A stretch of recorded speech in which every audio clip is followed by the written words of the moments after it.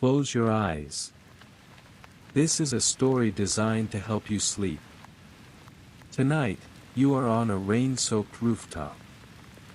Below you, in the alley, a smuggling deal is about to happen. You are the lookout. Your job is simple: watch the street, listen for sirens, keep your mouth shut. But tonight, something is different. The buyer is late. The seller is nervous. And you have just noticed a car parked at the end of the block that wasn't there 10 minutes ago. You are about to witness a transaction that will pull you into a hidden world of midnight shipments, betrayal, and a choice that will define the rest of your life. But first, let yourself be completely at ease. Breathe in slowly, and out. Let the rhythm of the rain on the rooftop become the only sound. There is nothing to solve right now. Just let the story unfold, as you drift deeper into rest. The rain was the first thing you noticed. It always was. It drummed against the old warehouse roof with a steady, unhurried rhythm, a sound you had come to know as well as your own breathing over the past 2 years. The water ran along the corrugated metal channels and spilled over the edge in thin, silver ribbons, splashing onto the pavement 3 stories below. You pulled the hood of your raincoat a little tighter, feeling the cold dampness of the fabric against your hair. A single droplet traced a path down the back of your neck, and you shivered, not from the cold, exactly, but from the particular stillness of this hour, the hour when the city seemed to hold its breath. The rooftop was your office. A flat, gravel-strewn expanse of tar and old timber, cluttered with rusted vents and the skeletons of long-abandoned air conditioning units. You knew every square foot of it, where the gravel was loose, where the tar had bubbled and cracked, where the low parapet wall offered the best view of the street below. You had spent more nights up here than you could count, alone with the rain and the dark and the distant hum of the city. It was not a comfortable life. But it was yours. It was simple. You watched. You listened. You kept your mouth shut. And twice a month, on nights like this one, you earned more than most men made in a week. Below you, in the narrow alley between this warehouse and the next, a black van was parked with its engine idling. The exhaust curled up into the wet air, a pale gray ghost that dissolved almost instantly into the rain. 2 men stood beside the van, your employer, a man named Costas who had been running this stretch of the river for longer than anyone could remember, and his associate, a younger man named Dmitri who never spoke and never smiled. They were waiting for the buyer. The buyer was late. You could tell by the way Costas kept glancing at his watch, by the way Dmitri had lit a cigarette and then crushed it under his heel without talking. A single drag. You shifted your weight from one knee to the other, feeling the gravel press into your skin through the fabric of your trousers. The parapet was cold and rough against your forearms. You had been in this position for nearly an hour, and your joints were beginning to ache. But you did not stand. You did not stretch. You had learned, early on, that the best lookouts were the ones who never moved. Movement caught the eye. Stillness was invisible. The street below was empty. It was always empty at this hour. The warehouses on either side had been abandoned for years, their windows dark, their loading docks silent. The only light came from a single street lamp at the corner of the block, its amber glow blurred and softened by the rain. You could hear the distant hiss of tires on wet asphalt somewhere on the main road, the occasional low groan of a barge out on the river. But here, in this forgotten corner of the dock district, there was nothing but the rain and the dark and the quiet, patient waiting. Your mind drifted, as it often did on these long nights. You thought about the small apartment you would return to when this was over. The single room with the radiator that clanked and hissed. The narrow bed with the worn blanket. The photograph on the nightstand, the only photograph you owned, of a woman whose face you could barely remember now, whose name you no longer spoke aloud. You thought about the money Costas would pay you in the morning, a plain white envelope with no note, no receipt, no record of the transaction. You thought about the river, which was somewhere to your left, hidden behind the warehouses, its dark water moving silently toward the sea. And then your gaze drifted to the car. It was parked at the end of the block, maybe 50 yards from the alley entrance. A dark sedan, unremarkable, the kind of car you might pass 100 times without noticing. Its engine was off. Its headlights were dark. You had not seen it arrive. You could not say how long it had been there. But something about it held your attention, a small, quiet detail that you could not quite name. Maybe it was the way the rain beaded on its roof, undisturbed by the heat of a recently running engine. Maybe it was the way it sat just outside the pool of light cast by the street lamp, as if it had been parked there deliberately, by someone who did not want to be seen. You narrowed your eyes, peering through the rain. The windshield was dark, streaked with water. But behind the glass, barely visible in the faint amber glow from the street lamp, was a shape. A silhouette. Someone was sitting in the driver's seat. Someone had been sitting there for a while. Not moving. Not getting out. Just sitting. Watching. Your hand moved to the walkie-talkie clipped to your belt.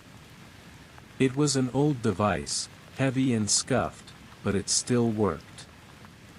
Costas's voice would crackle through the speaker if you pressed the button, asking for a report. You had used it maybe 3 times in 2 years. This would be the 4th. Your fingers found the cold plastic casing, and you were about to lift it to your mouth when you saw the silhouette move. Not much. Just a slight shift. A hand, lifting something. You had expected a weapon. You had seen weapons before, in this line of work, knives, mostly, occasionally a pistol tucked into a waistband. But this was not a weapon. It was too long. Too bulky. The silhouette raised the object to its eye, and the street lamp caught the faint glint of glass. A lens. A camera. A long telephoto lens, aimed down the alley. Aimed at Costas. Aimed at the van. The rain continued its steady, patient rhythm on the rooftop. The exhaust from the van curled up into the dark. Costas glanced at his watch again. Dmitri lit another cigarette. And you, kneeling on the wet gravel with the walkie-talkie in your hand, found yourself staring at a question you had not yet learned how to ask. Who was in that car? And why were they taking pictures? The walkie-talkie stayed clipped to your belt. Your hand withdrew from it slowly, almost without your conscious decision. Some part of you, some quiet instinct, honed by 2 years of sitting on rooftops in the rain, had decided that pressing that button was not the right thing to do. Not yet. Maybe not at all. You did not know why. You could not have explained it if Costas had asked. It was not a thought so much as a feeling. A small, quiet hesitation that whispered in the back of your mind, as gentle and persistent as the rain drumming on the warehouse roof above you. The man in the car was not a threat. Not the kind you had been trained to watch for, the undercover cops with their unmarked vehicles and their too casual posture, the rival crews with their hard eyes and their twitchy hands. This was something else. Something you needed to understand before you raised the alarm. You moved slowly, carefully, the way you had learned to move on these nights. The gravel on the rooftop was loose and treacherous, but you knew where to step. Every loose patch, every creaking timber, every section of the parapet that offered cover from the street below. You had spent 2 years mapping this rooftop with your feet, and your body remembered even when your mind was elsewhere.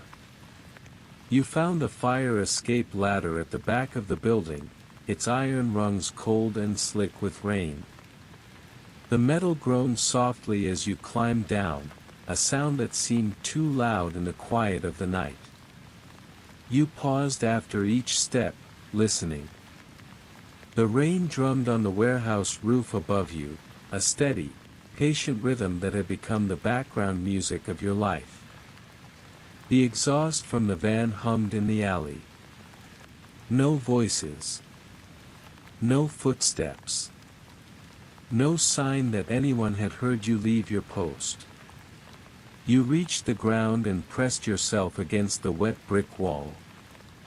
The bricks were rough against your shoulder, their surface darkened and slick with moisture. A thin stream of water ran down from a broken gutter above, SPL. Ashing onto the asphalt beside your feet. The alley was to your left, the van and the men and the waiting. But you turned right, away from the deal, toward the street. Your footsteps were muffled by the soft, wet asphalt. The rain had lessened slightly now, the heavy drumming giving way to a lighter, more intermittent patter, a sound like someone softly tapping their fingers on a wooden table. You could hear the distant hiss of tires on the main road again, the low, mournful call of a foghorn somewhere out on the river. The city was still breathing, even at this hour. Somewhere, a dog barked twice and fell silent. The sedan sat at the corner, just outside the pool of amber light cast by the street lamp. It had been parked with care, not hidden, exactly, but positioned so that its plates would be difficult to read from the main road, so that its silhouette would blend into the shadows of the old brick building behind it. Whoever was inside knew what they were doing. They had done this before. You approached the car from behind, staying close to the wall, moving through the shadows as you had been taught. The car was dark, its engine cold, raindrops beating on its roof and sliding down the rear window in slow, silver trails. The roof was cool to the touch, the engine had been off for at least an hour, maybe more.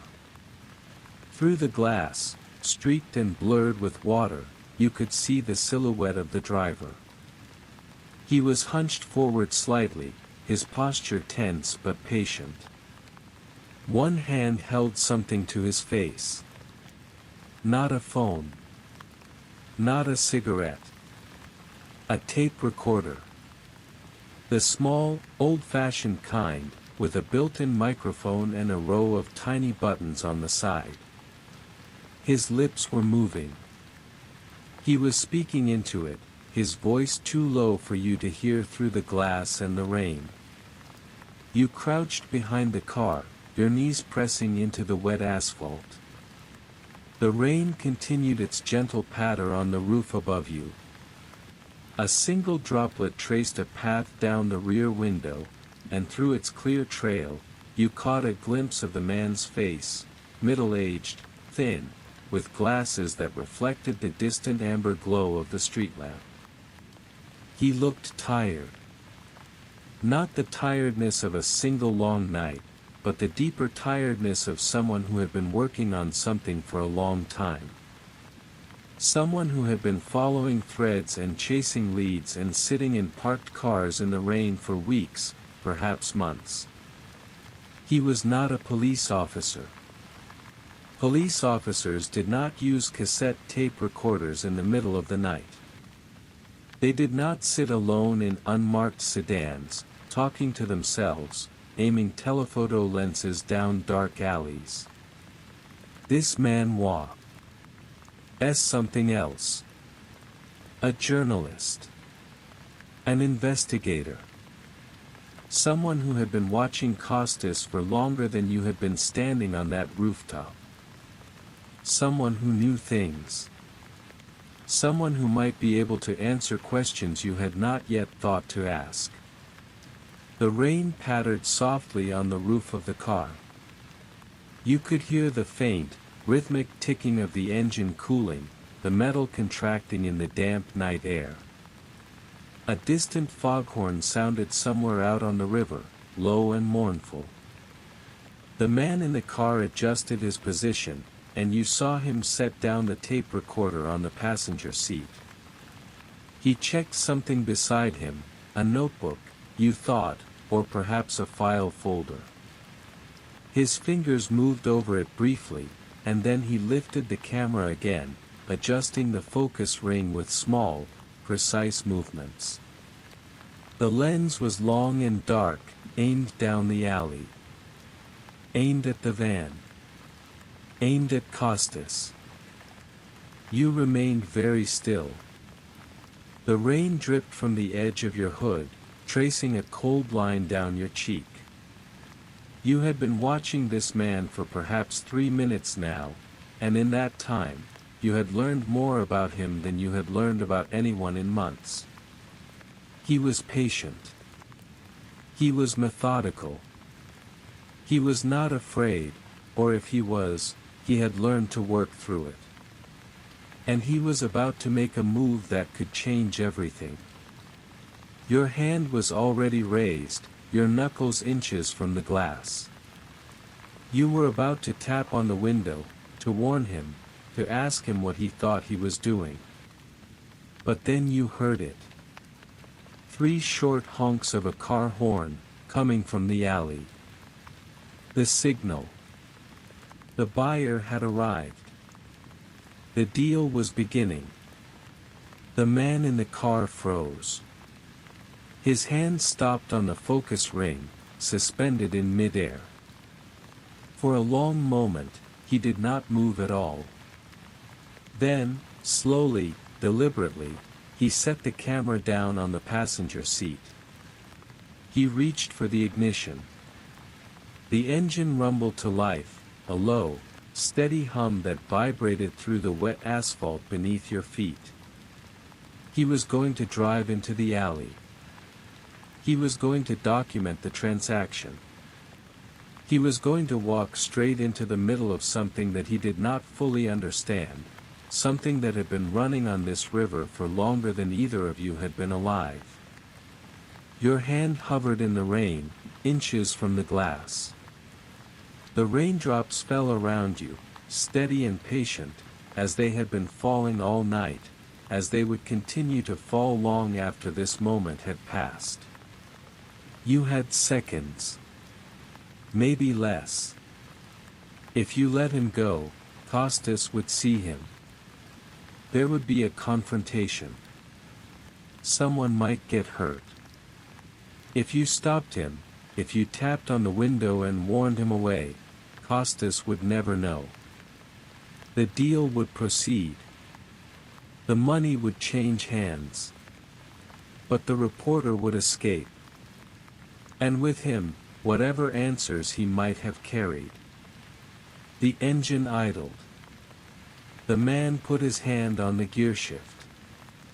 The rain continued its steady rhythm on the roof of the car. A sound so constant that it had become a kind of silence. And you, standing in the dark with rain dripping from the edge of your hood and the weight of the decision pressing down on your shoulders, understood that there was no right choice here. There was only the next choice. The one that would set everything else in motion. And the rain, as always, would keep falling either way. The rain had soaked through the knees of your trousers by the time you made your decision. You could feel the cold dampness spreading across your skin, a slow, creeping chill that had become as familiar as your own breathing on these long nights. The engine of the sedan was idling. The reporter's hand was on the gearshift. And somewhere, deep in the part of your mind that had been trained by 2 years of silence and stillness and watching, a voice spoke. Not loud. Not urgent. Just clear. You did not knock on the window. You turned and ran. Your footsteps splashed through the puddles that had gathered in the cracks of the old asphalt. The rain was falling harder now, the drops fat and heavy, drumming on the metal roofs of the warehouses with a sound like 1,000 small hammers. The gutters along the edge of the alley had begun to overflow, sending thin cascades of water down the brick walls, and you could feel the spray against your face as you ran. You had been a lookout for 2 years, and in all that time, you had never once run. Running was the opposite of what a lookout did. A lookout watched. A lookout waited. A lookout kept still and silent. But tonight, something had changed. Tonight, there was something more important than staying hidden. You rounded the corner into the alley just as the buyer's car, a sleek black sedan that had not been there when you last looked down from the rooftop, was pulling away from the van. Its taillights traced 2 red lines through the rain as it accelerated toward the far end of the alley and vanished into the fog. The 3 short honks had been a signal, yes, but they had also been a farewell. The buyer had already made the exchange. The deal was done.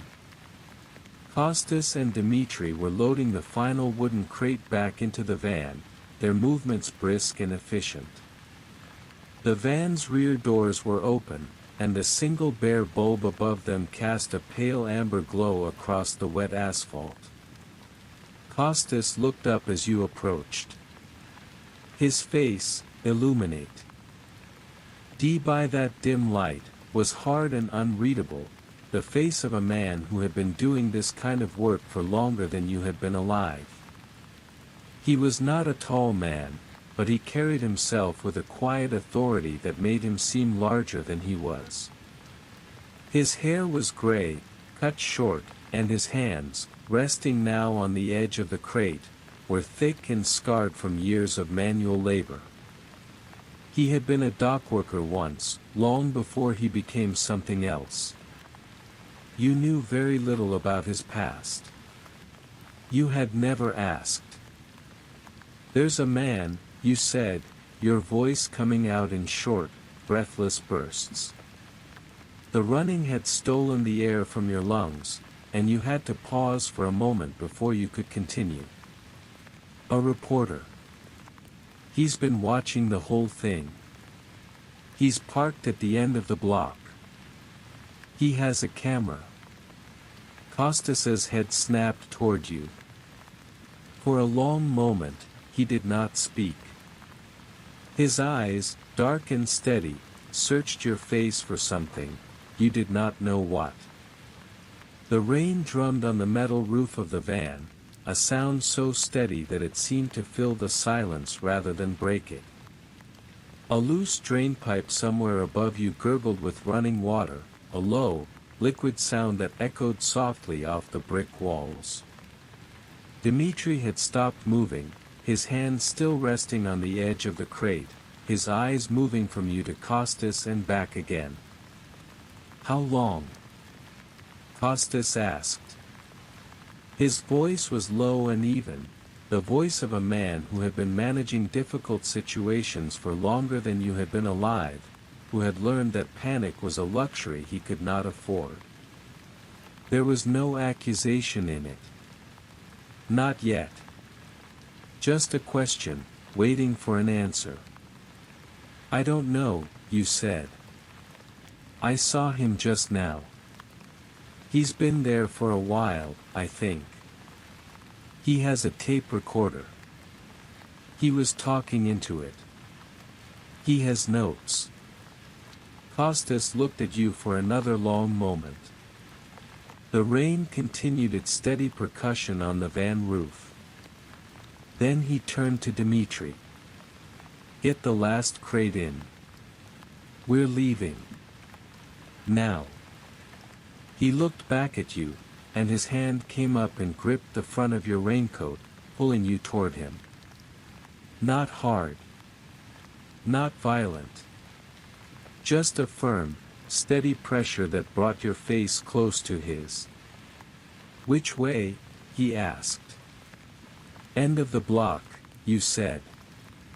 "Dark sedan." "He's alone." Costas released your coat. He did not shout. He did not curse. He simply nodded once, a single, sharp inclination of his head, and then he moved. The crate was shoved into the back of the van with a single, heavy motion. The metal floor groaned under its weight. Dmitri slammed the rear doors shut, the sound echoing off the brick walls like a gunshot. Costas was already in the driver's seat, the engine roaring to life. The headlights flared on, cutting two bright tunnels through the rain. And then the van was moving, its tires slipping for a moment on the wet asphalt before finding their grip, its taillights shrinking as it accelerated toward the far end of the alley. You stood there, alone, watching it go. The sound of the engine faded, swallowed by the rain and the fog. A moment later, you heard the faint screech of tires on the main road, and then that faded too. The alley was empty now. The single bare bulb above the loading dock still burned, casting its pale amber glow across the wet pavement. The rain fell around you in steady, silver sheets, as it had been falling all night, as it would continue to fall long after you had gone home. Puddles had gathered in the depressions of the old asphalt, their surfaces dimpled by the falling drops. You could hear the distant, mournful call of a foghorn somewhere out on the river, and the soft, irregular drip of water from the gutters above. Your breathing began to slow. The cold crept deeper into your bones, and you pulled your raincoat tighter around your shoulders. A small, quiet part of you wondered if you had done the right thing. If the reporter would have been better off documenting the deal from a distance. If you should have kept your mouth shut and let the night unfold as it was meant to. But those questions were for later. For now, there was only the rain and the silence and the empty alley. And then you noticed something. Near the edge of one of the larger puddles, half submerged in the cold, dark water, was an object. A notebook. Leather-bound, dark with moisture, its pages swollen and warped from the rain. It must have fallen from the reporter's car when he had reached for his camera or his tape recorder. Or perhaps it had fallen from his pocket as he had stepped out to get a better angle on the alley. It did not matter how it had come to be here. What mattered was that it was here, and that the reporter was not. You knelt down and picked it up. The leather was cold and slick beneath your fingers, the surface beaded with droplets. You opened it carefully, peeling back the cover. The pages inside were wet but not destroyed. The leather binding had protected them from the worst of the rain. The handwriting was neat and precise, the hand of someone who took his work seriously, who had been trained to record facts clearly and without embellishment. Dates. Times. Names of sure. P.S. amounts of money. Page after page of careful notes, stretching back months. This was not idle curiosity. This was an investigation. And there, on one page near the middle of the notebook, circled in red ink, was a name. Your employer's name. Costas. Beside it, in the same careful handwriting, was a single word. A code name, you realized. Pelican. You stared at the word for a long moment. The rain continued its steady, patient rhythm on the metal roofs above you. The foghorn sounded again, somewhere far out on the river. You closed the notebook and tucked it inside your coat, feeling its wet weight press against your chest. You did not know what pelican meant. Not yet. But you had a feeling, quiet and certain, that you were going to find out. The apartment was cold when you pushed open the door. It was always cold. The radiator in the corner clanked and hissed, doing its best to fight the damp that seeped through the old brick walls, but it had been losing that fight for longer than you had lived here.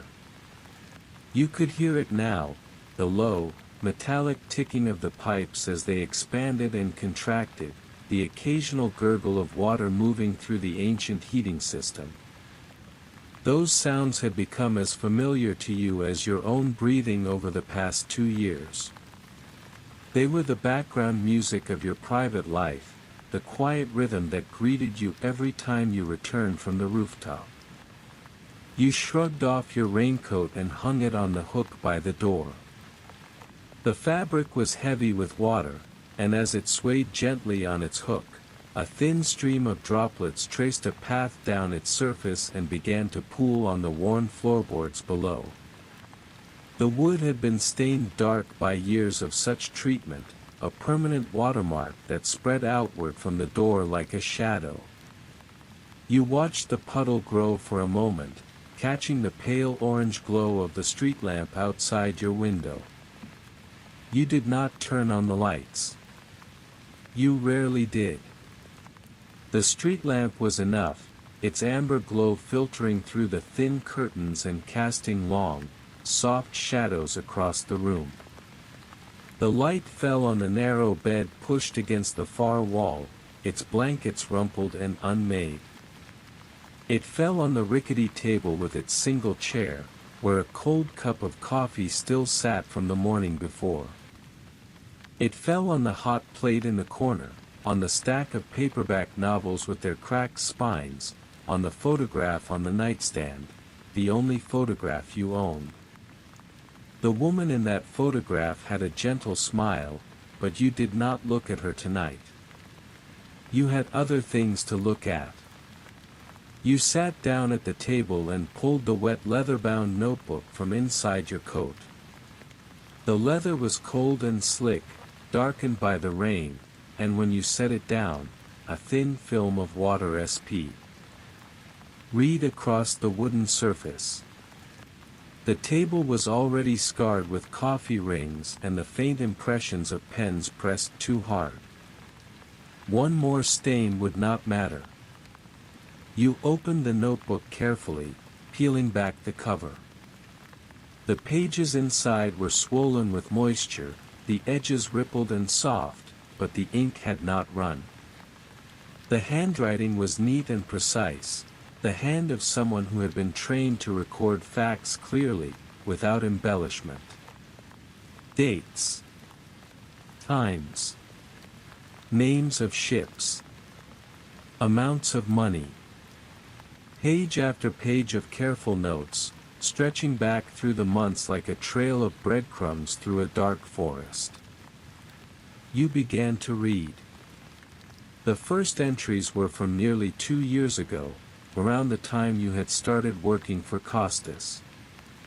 A shipment of electronics, brought in through the old ferry slip on a Tuesday night. A crate of untaxed liquor, delivered to a bar on the south side that had since closed down. Small things. The kind of transactions you had watched from the rooftop a dozen times, your eyes scanning the street for headlights while the men below you moved crates and counted money. The reporter had recorded them all. He had been there, somewhere in the shadows, watching the same scenes you had watched, but from a different angle. As the pages turned, the entries grew more detailed. The reporter had not just been watching Costas. He had been tracking every movement, every contact, every shipment. He had been building a case, not just against a small-time smuggler, but against an entire network. The names of ships you had never heard of appeared in his notes. Ports you had never visited. Amounts of money that dwarfed anything you had seen change hands in the alley below your rooftop. And then you noticed something that made your hand pause on the page. In the margin beside one entry, written in red ink, was your job title. Lookout. Not your name, he had not learned your name yet, not in those early entries. But he knew your role. He knew where you stood and what you watched for. You leaned closer to the page, feeling the damp paper beneath your fingertips, and read the words again. Lookout. Rooftop. Northeast corner. Alone. Appears unarmed. The radiator hissed in the corner, a long, slow release of steam that filled the small room with its familiar sound. Outside, the rain had softened to a gentle patter against the window glass, a sound so constant that it had become a kind of silence. You turned another page. As you read further, you watch the reporter's knowledge of you grow. Lookout. Rooftop. Northeast corner. And then, several pages later, in a different color ink. Young. Silent. Loyal to K. The word loyal had been underlined twice. And finally, near the end of the notebook, in the same careful handwriting that filled every other page, was your name. Your full name. Written clearly, circled once in blue ink, with a small question mark beside it. The question mark bothered you more than the name itself. You leaned back in your chair. The wood creaked softly beneath your weight. The rain tapped gently on the window, and the street lamp outside cast its steady amber glow through the curtains. The notebook lay open on the table before you, its pages filled with the quiet, methodical work of a man who had been watching you for 2 years. He knew who you were. He knew where you worked. He knew your routines, your habits, the small apartment you returned to after every job. And you had never once seen him. Never once noticed the dark sedan parked at the end of the block, or the man with the telephoto lens, or the quiet investigator who had been piecing together the story of your life. If your eyes are growing heavy, if the rhythm of the rain is beginning to blur the edges of your thoughts, then let them. The notebook will still be here when you wake. The reporter's notes will still be here. The story will hold its place, patient and still, until you are ready to open your eyes again. The rain will keep falling. The radiator will keep hissing. Nothing will change while you sleep. The rain continued its soft tapping against the glass. You listened to it for a while, letting the sound settle around you like a blanket. The radiator clicked once, twice, and then fell silent. The apartment was very still. The world outside was quiet. You felt the tiredness of the long night settling into your bones, the familiar weight of exhaustion that came after every job. There was one more thing you needed to see. You reached for the notebook again and turned to the very last pages. They were blank. Empty. Waiting for entries that would never be written, notes about deals that would never happen, observations that would never be recorded. The reporter had abandoned this notebook in the alley, and whatever story he had been building was now frozen in time, its final chapters unwritten. But tucked into the back cover, its edges just barely visible against the leather binding, was a photograph.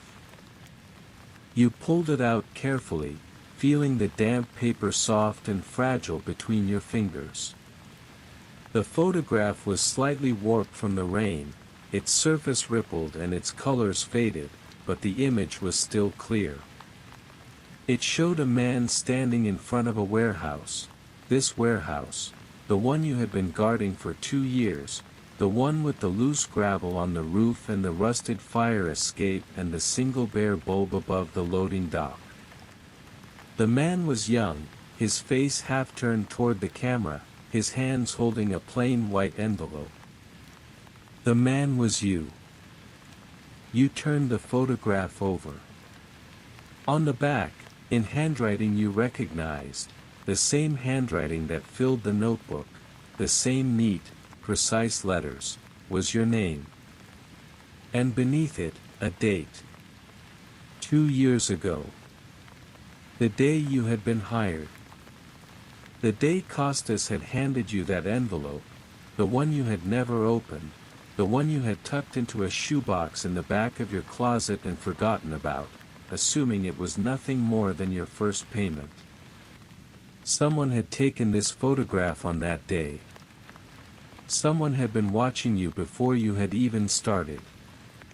The question settled into your mind, quiet but insistent, like the rain settling into the streets outside. Who was holding the camera? And why had they kept this photograph for so long? The photograph lay on the table before you, its damp surface beginning to curl at the edges as it dried in the faint warmth of the radiator. You had been staring at it for what felt like a long time, the young man with the envelope, standing in front of the warehouse, his face half turned toward the camera. The young man was you. 2 years younger. 2 years less tired. 2 years less aware of all the things that were moving in the shadows around you. And the envelope in his hands was still here, somewhere in this apartment, waiting to be opened. The radiator clicked once, twice, and then fell silent. The sound seemed to echo in the small room, a small, metallic punctuation mark at the end of a long sentence. Outside, the rain had softened to a gentle, intermittent patter, the kind that comes at the end of a storm when the worst has passed but the sky has not yet cleared. You could hear the occasional drip of water from the eaves, landing on the metal windowsill with a small, clear note. The street lamp outside your window still glowed its steady amber, casting long shadows across the worn floorboards. You stood up from the table. The chair scraped softly against the wood, a sound that seemed too loud in the quiet of the room. Your legs were stiff from sitting, and you stretched them slowly, feeling the familiar ache in your knees, the ache of too many nights spent crouching on a cold rooftop, too many hours of stillness and silence. You had grown used to that ache over the years. It had become a part of you, like the rain, like the dark, like the quiet. You walked to the closet in the corner of the room, a narrow space with a sliding door that always stuck halfway. The door had been that way since you moved in, and you had never bothered to fix it. Some things, you had learned, were better left as they were. You pulled it open, the door shuddering in its track, and knelt down. The air inside the closet was cool and still, smelling of old clothes and mothballs and some thing faintly sweet, like the ghost of a cologne you had stopped wearing years ago. On the floor, pushed against the back wall behind a pair of worn boots and a stack of old newspapers that had yellowed and curled with age, was a shoebox. You had not opened it in 2 years. You had almost forgotten it was there. You carried the box back to the table and set it down beside the notebook. The cardboard was soft and stained, its corners reinforced with yellowed tape that had long since lost its grip. The lid came off easily, releasing a faint puff of dust that swirled in the amber light of the street lamp before settling. Inside were the small, forgotten things of your life, a few old receipts from a diner that had closed down the year before, a pocket knife with a broken blade that you had always meant to replace, a postcard from a city you had never visited, sent by someone whose name you could no longer remember. And there, at the bottom of the box, untouched since the night you had placed it there, was the envelope. It was a plain white envelope, the kind you could buy at any post office for a few cents.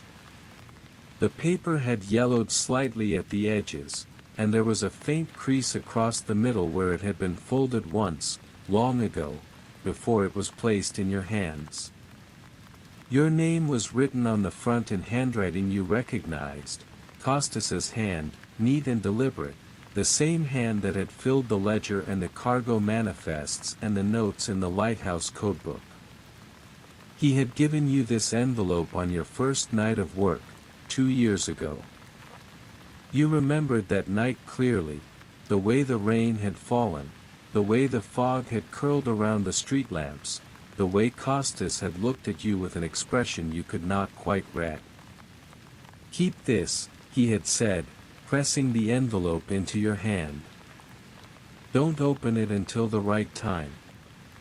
You had asked him what the right time was. He had not answered.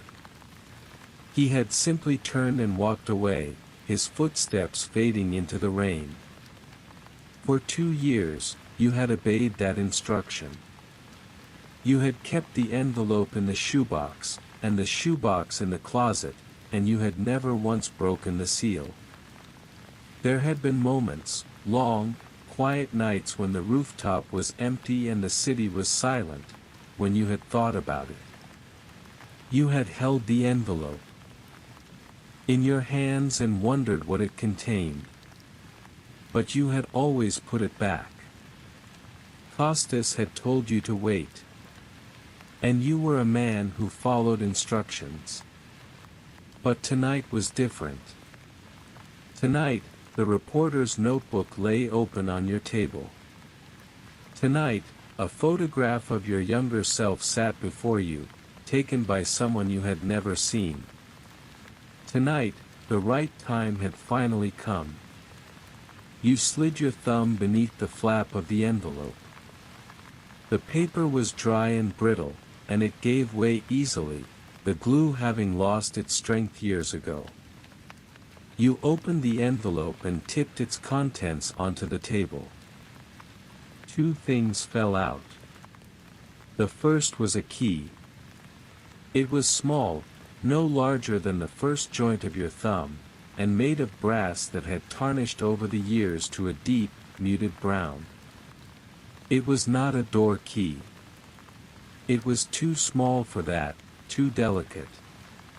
It was the kind of key that belonged to a drawer, or a cabinet, or a small locked box. And on its handle, engraved in tiny, precise numbers that caught the amber light of the street lamp, was a code. 1982. The second thing was a slip of paper, folded once. You unfolded it carefully, feeling the thin paper soft and fragile beneath your fingers. The handwriting was Costas's, the same neat, deliberate letters that had filled so many pages of the ledger. The message was brief. Just one line, written in black ink that had faded slightly over the years. If anything goes wrong, go to the lighthouse. You sat very still. The rain continued its soft, patient rhythm against the window glass, a sound so constant that it had become a kind of silence. The key lay in your palm, small and heavy, its brass surface catching the amber glow of the street lamp outside. The lighthouse. You knew exactly where it was, downstream, about 2 miles, on a rocky point where the river bent sharply toward the sea. It had been built in the 1880s, back when this waterway was a major shipping route, and for decades its beam had guided vessels safely through the treacherous currents at the river's mouth. But it had been abandoned for as long as you could remember. The light had gone out decades ago. The tower was rusted and boarded up, its windows covered with sheets of plywood that had warped and rotted. It was surrounded by a rusted chain-link fence with a padlock that no one had opened in 30 years. No one ever went there.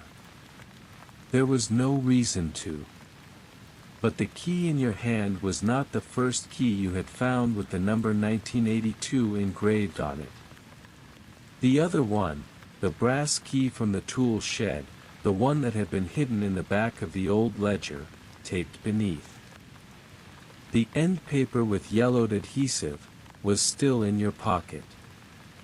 You had found it only hours ago, though it felt like days. You pulled it out now, feeling its familiar weight in your palm, and set it beside the new key on the table. 2 keys. Both brass. Both old. Both engraved with the same number. 1982, the year that was not a date, you had known that from the moment you first saw it. It was a code. A serial number. A matching pair. The rain seemed to grow a little louder for a moment, as if it, too, was leaning in to watch over your shoulder. You looked at the 2 keys, side by side on the scarred wooden table, their brass surfaces glowing softly in the amber light. And the pieces began to arrange themselves in your mind, slowly, quietly, like the fragments of a puzzle that had been scattered across the years and were only now finding their way back together. Costas had given you this key 2 years ago. He had told you to wait for the right time. He had not told you what it opened, or why it mattered, or what you would find when you used it. But now, with the reporter's notebook and the photograph and the code names and the lighthouse and the second key, you were beginning to understand. Costas had not just been your employer. He had not just been a smuggler, a criminal, a man who moved crates of untaxed goods through the dark alleys of the dock district.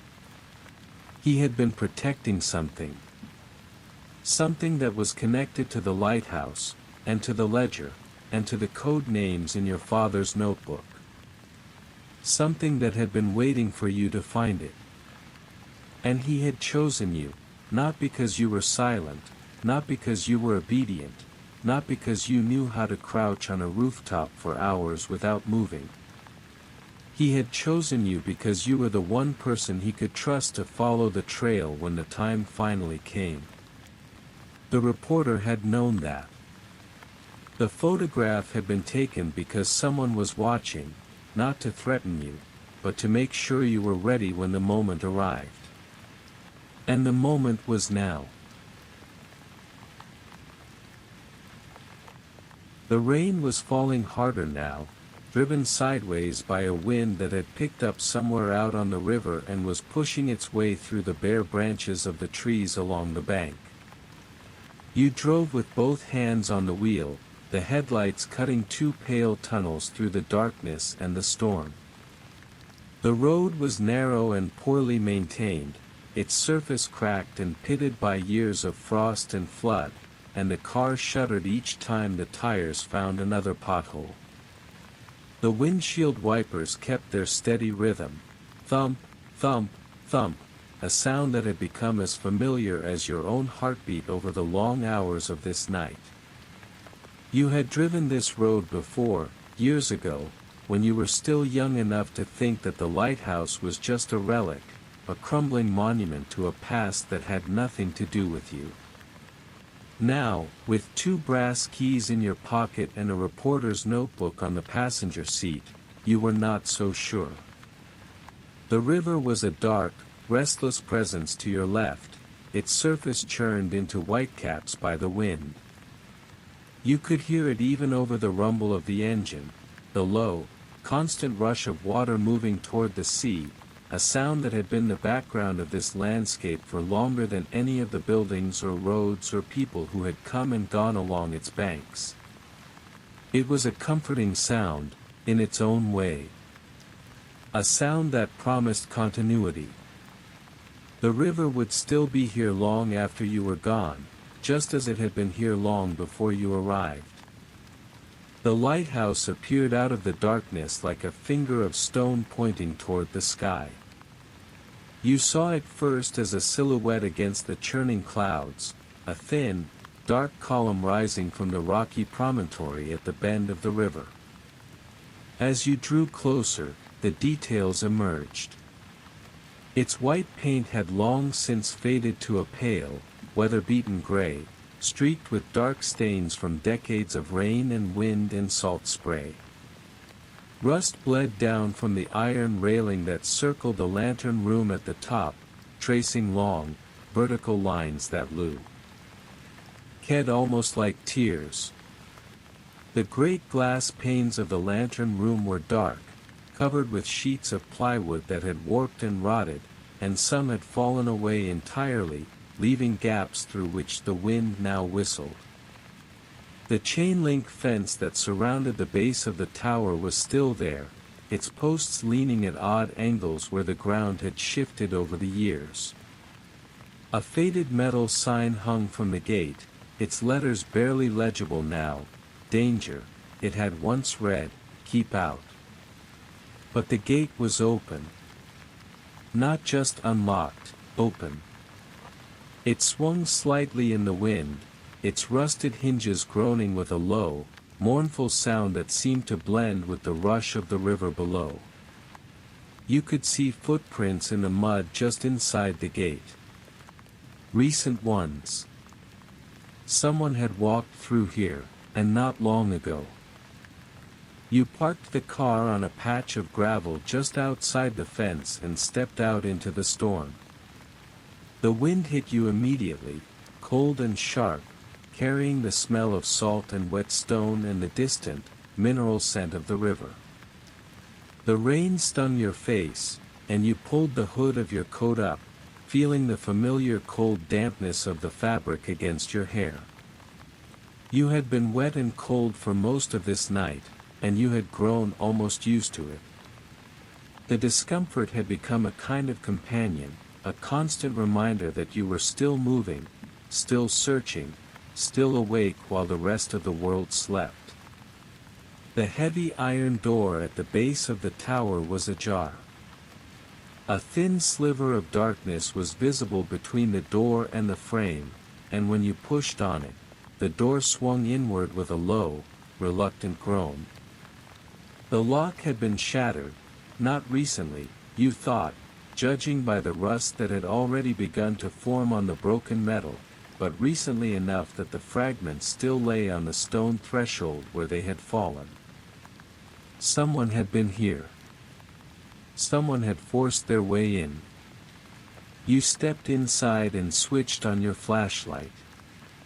The beam cut through the darkness, illuminating the curved stone walls of the ground floor. The air was cold and still, heavy with the smell of damp stone and rust and something else, something faint and sweet, like old tobacco, like the ghost of a pipe smoked long ago by someone who had sat in this room and waited.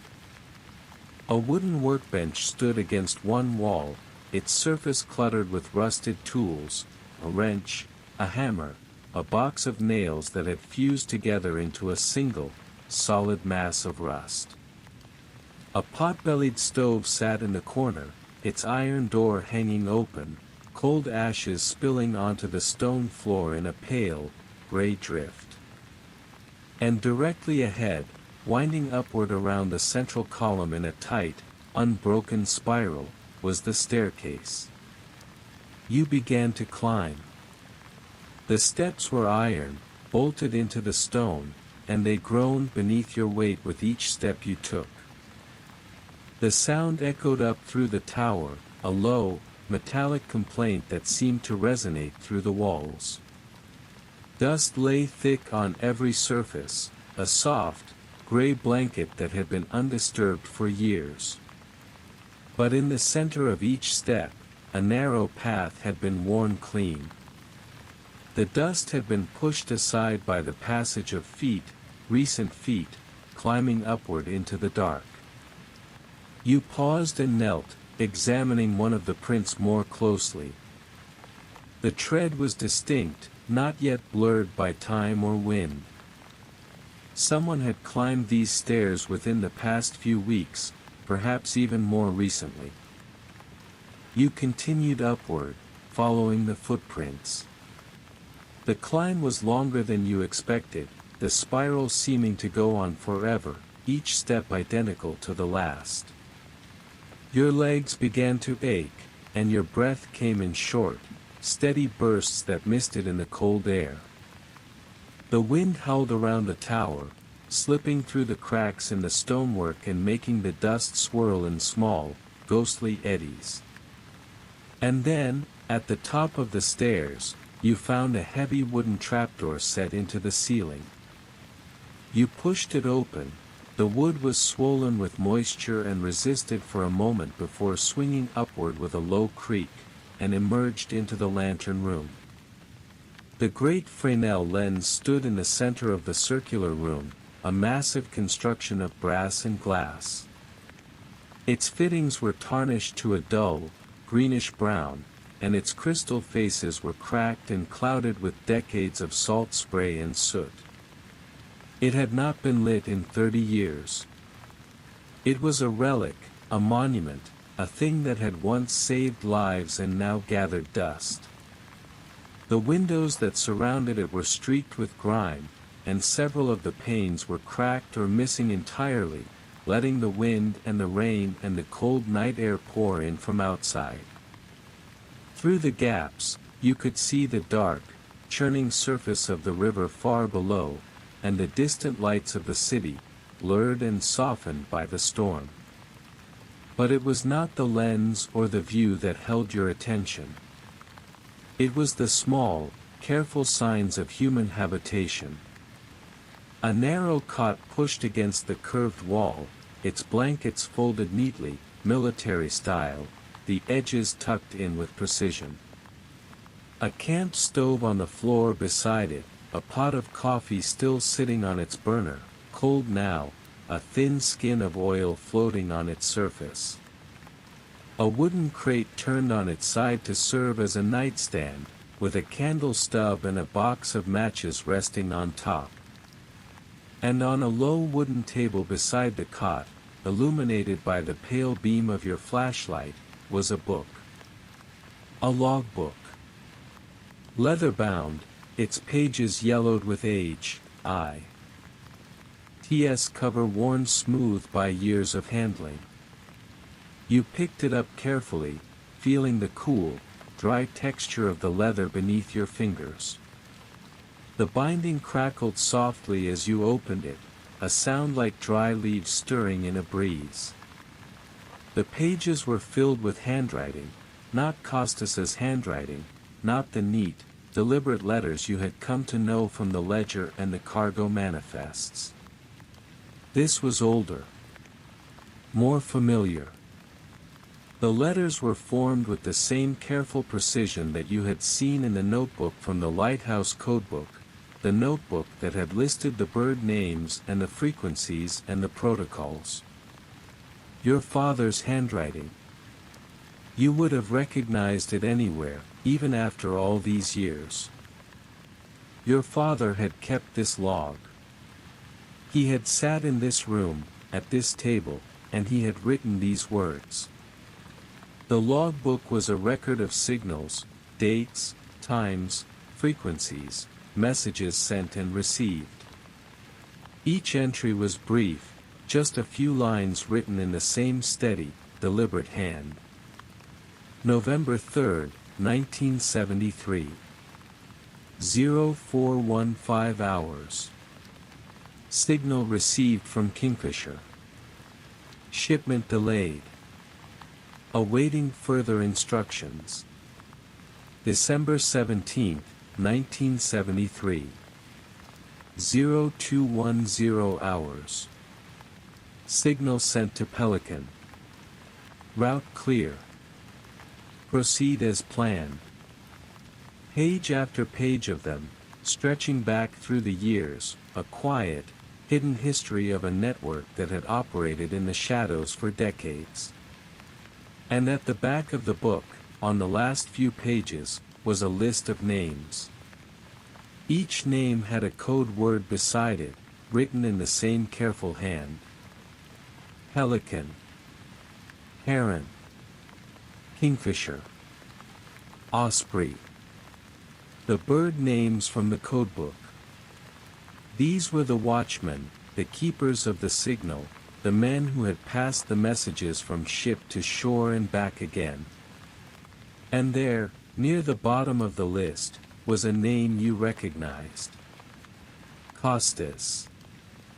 His code name was Pelican. The same code name that had been circled in red ink in the reporter's notebook. Your finger moved up the list, past the names you did not recognize, past the code names you were only beginning to understand. And there, written in the same steady hand, was your father's name. His code name was Owl. The watchman who sees in the dark. You stood very still. The wind moaned through the gaps in the windows.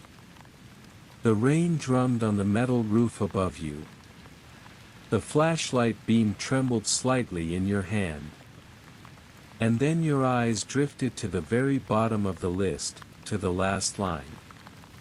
Written there, in your father's hand, was your own name. The code name column beside it was blank.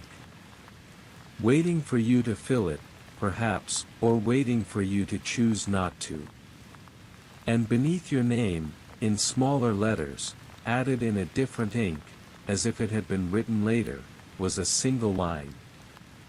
Give him the choice. Do not ask for the answer.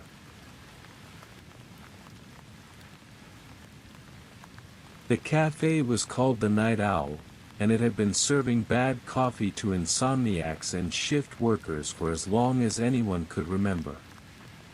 It sat on a corner in the old warehouse district, wedged between a boarded-up laundry and a pawn shop that never seemed to be open, its windows fogged with steam and cigarette smoke and the accumulated breath of 1,000 late-night conversations. The sign above the door flickered with a soft, irregular pulse, its neon tubing buzzing with a low, electrical hum that you could hear from half a block away, a sound that seemed to belong to this hour, this place, this particular kind of waiting. You found the reporter inside, sitting in a booth near the back. He had chosen the seat carefully, you noticed, his back to the wall, his eyes on the door, a clear view of every person who came and went. He was not a large man, not imposing, but there was a stillness to him that suggested he knew how to wait. His hands were wrapped around a cup of coffee that had long since gone cold, the ceramic stained with the rings of earlier refills. His notebook lay open on the table beside him, not the one you had found in the alley, but a new one, its pages already half filled with fresh notes, the ink still dark and crisp. You slid into the booth across from him. The vinyl seat creaked beneath your weight, a familiar sound, the kind of sound that belonged to old cafes and late nights. For a long moment, neither of you spoke. The fluorescent lights above the counter buzzed their soft, gray note, a sound that seemed to vibrate at the edge of hearing. Somewhere in the back of the cafe, a radio was playing, an old jazz station, the music low and crackling with static, a trumpet drifting through a melody you almost recognized.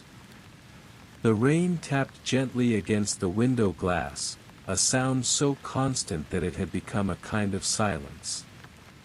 You could smell coffee, old and reheated, and the faint, sweet scent of a Danish that had been sitting in the display case since the previous afternoon. "You've been following me," you said. It was not an accusation.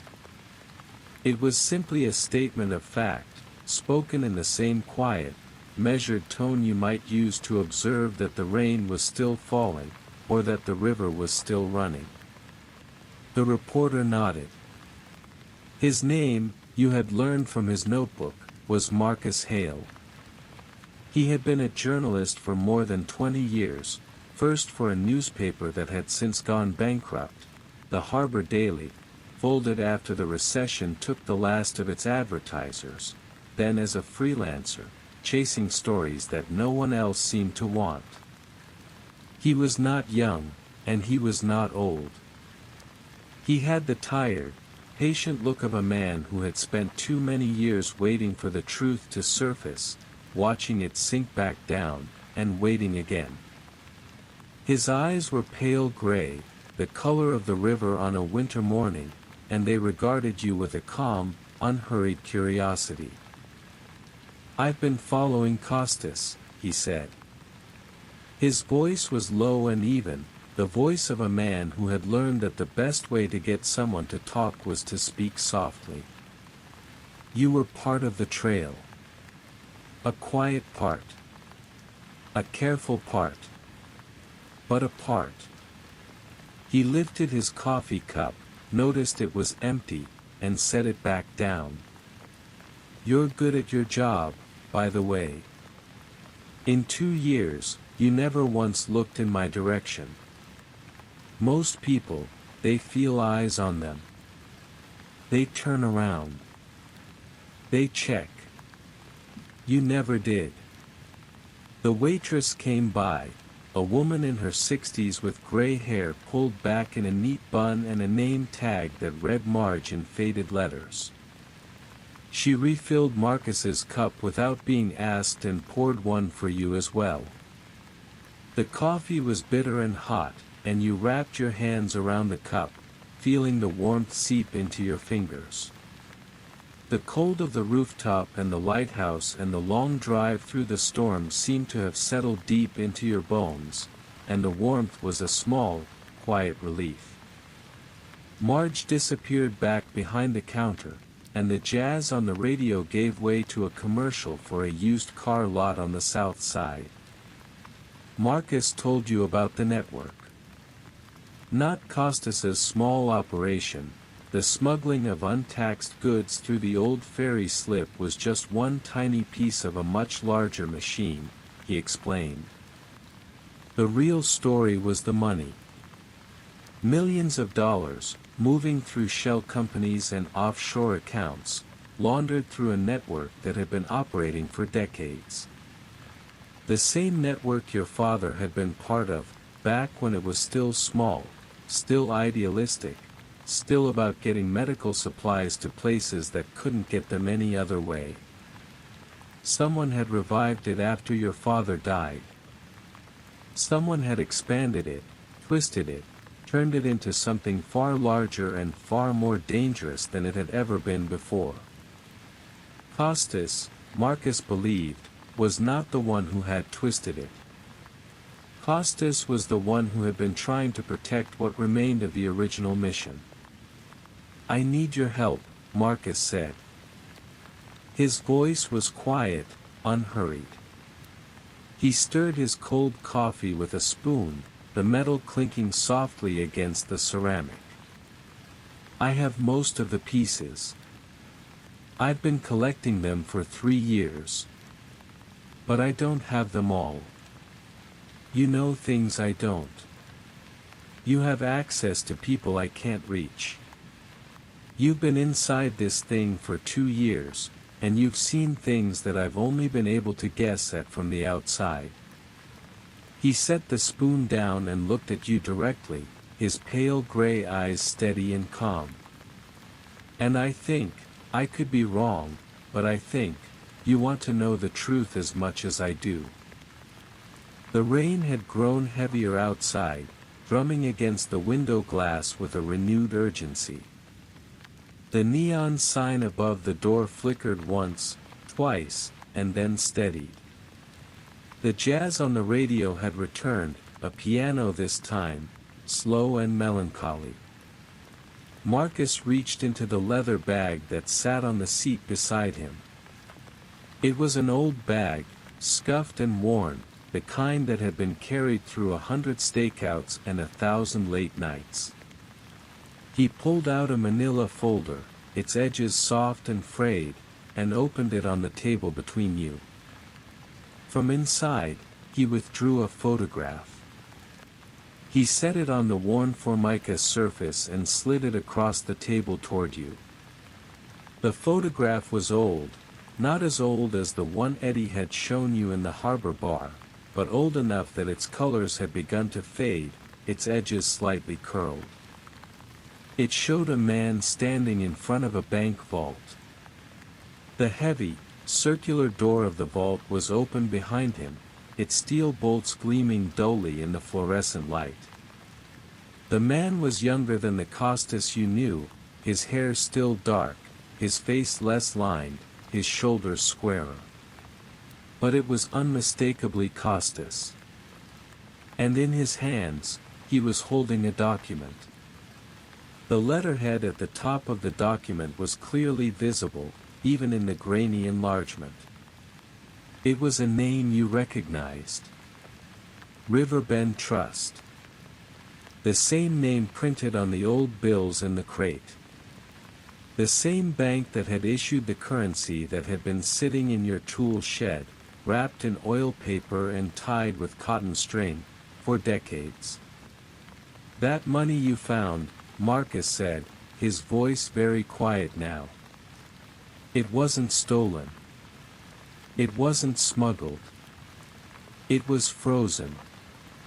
A trust account, set up decades ago by someone who wanted to make sure the money got to the right people. The bank failed. The account was locked. Costas has been trying to get it released for years. He's been waiting for someone to come along who could unlock it. Someone with the right documentation. Someone with the right keys." He paused, his pale gray eyes meeting yours. "Across the table. I think that someone is you." The rain continued its steady drumming against the window glass. The jazz on the radio faded out, replaced by the low murmur of the late-night announcer's voice. You looked at the photograph, at the younger Costas standing in front of the vault, at the document in his hands. And the pieces, at last, began to fit together. The crate of old money. The ledger. The lighthouse. The 2 brass keys, both engraved with the same number. They were not the tools of a criminal enterprise. They were the pieces of a trust that had been waiting, patiently, for you to come and claim it.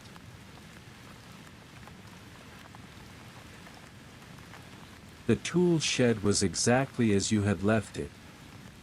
The overhead bulb still burned with its steady yellow glow, casting long shadows across the workbench and the walls. The crate still sat where you had placed it, its lid propped against the wall, its contents, the bundles of old money, the ledger, the brass key, spread out around it like the pieces of a puzzle that you were only now beginning to understand. The rain drummed softly on the corrugated metal roof above you, a sound so familiar now that it felt like a second heartbeat, a quiet, steady rhythm that had been the background of your life for as long as you could remember. You had been away from this shed for only a few hours, the cafe, the conversation with Marcus, the long drive back through the thinning fog, but it felt like days. Everything looked the same. The workbench, the stool, the stacks of old bills, the ledger with its careful columns of dates and cargoes. But nothing felt the same. You were not the same person who had first opened this crate. You knew too much now. Or perhaps, you had finally begun to know enough. You walked to the workbench and stood before the crate. The rough pine boards were still damp from the fog, still carrying the faint, clean scent of the river and the rain. The chalk symbol on the lid, the circle, the bird, the key, had faded further, smeared by your earlier handling, but it was still visible if you knew where to look. You had studied this crate so many times now that you knew every knot in the wood, every bent nail, every splinter that caught on your sleeve when you reached inside. But tonight, you were looking for something you had not seen before. The reporter's photograph had shown Costas holding a document, a trust file, Marcus had called it. And if that document was not in the false bottom where you had found the cargo manifest, then it had to be somewhere else. It had to be here. You lifted the bundles of money out of the crate, one by one, and set them aside on the workbench. The oil paper was cool and waxy beneath your fingers, the cotton string rough against your skin. When the crate was empty, you ran your fingers along the inside walls, feeling every joint and seam, every corner and crevice. The wood was rough and splintered in places, smooth in others where years of friction had worn it down. You found the false bottom again, the shallow compartment where the cargo manifest had been hidden for so many years, but it was empty now. You found the nail heads, the knots, the small, dark stains where moisture had seeped in at some point in the distant past. But no document. No file. The rain grew heavier for a moment, drumming harder on the iron roof with a sudden, insistent rhythm, and then softened again, returning to its gentle, steady patter. The wind stirred the loose gravel outside the shed door, a low, rustling sound that came and went like the breathing of the river itself. You listened to it for a moment, letting the rhythm settle your thoughts. The rain grew heavier for a moment, drumming harder on the iron roof with a sudden, insistent rhythm, and then softened again, returning to its gentle, steady patter. The wind stirred the loose gravel outside the shed door, a low, rustling sound that came and went like the breathing of the river itself. You listened to it for a moment, letting the rhythm settle your thoughts. The river had been here long before this shed was built. It would be here long after the shed was gone. There was a comfort in that. A sense of proportion. Whatever secrets this crate held, they were small in the grand scheme of things. But they were your secrets now. And you were determined to find them. You returned to the crate. You had examined every side, every corner, every surface, except one. The lid.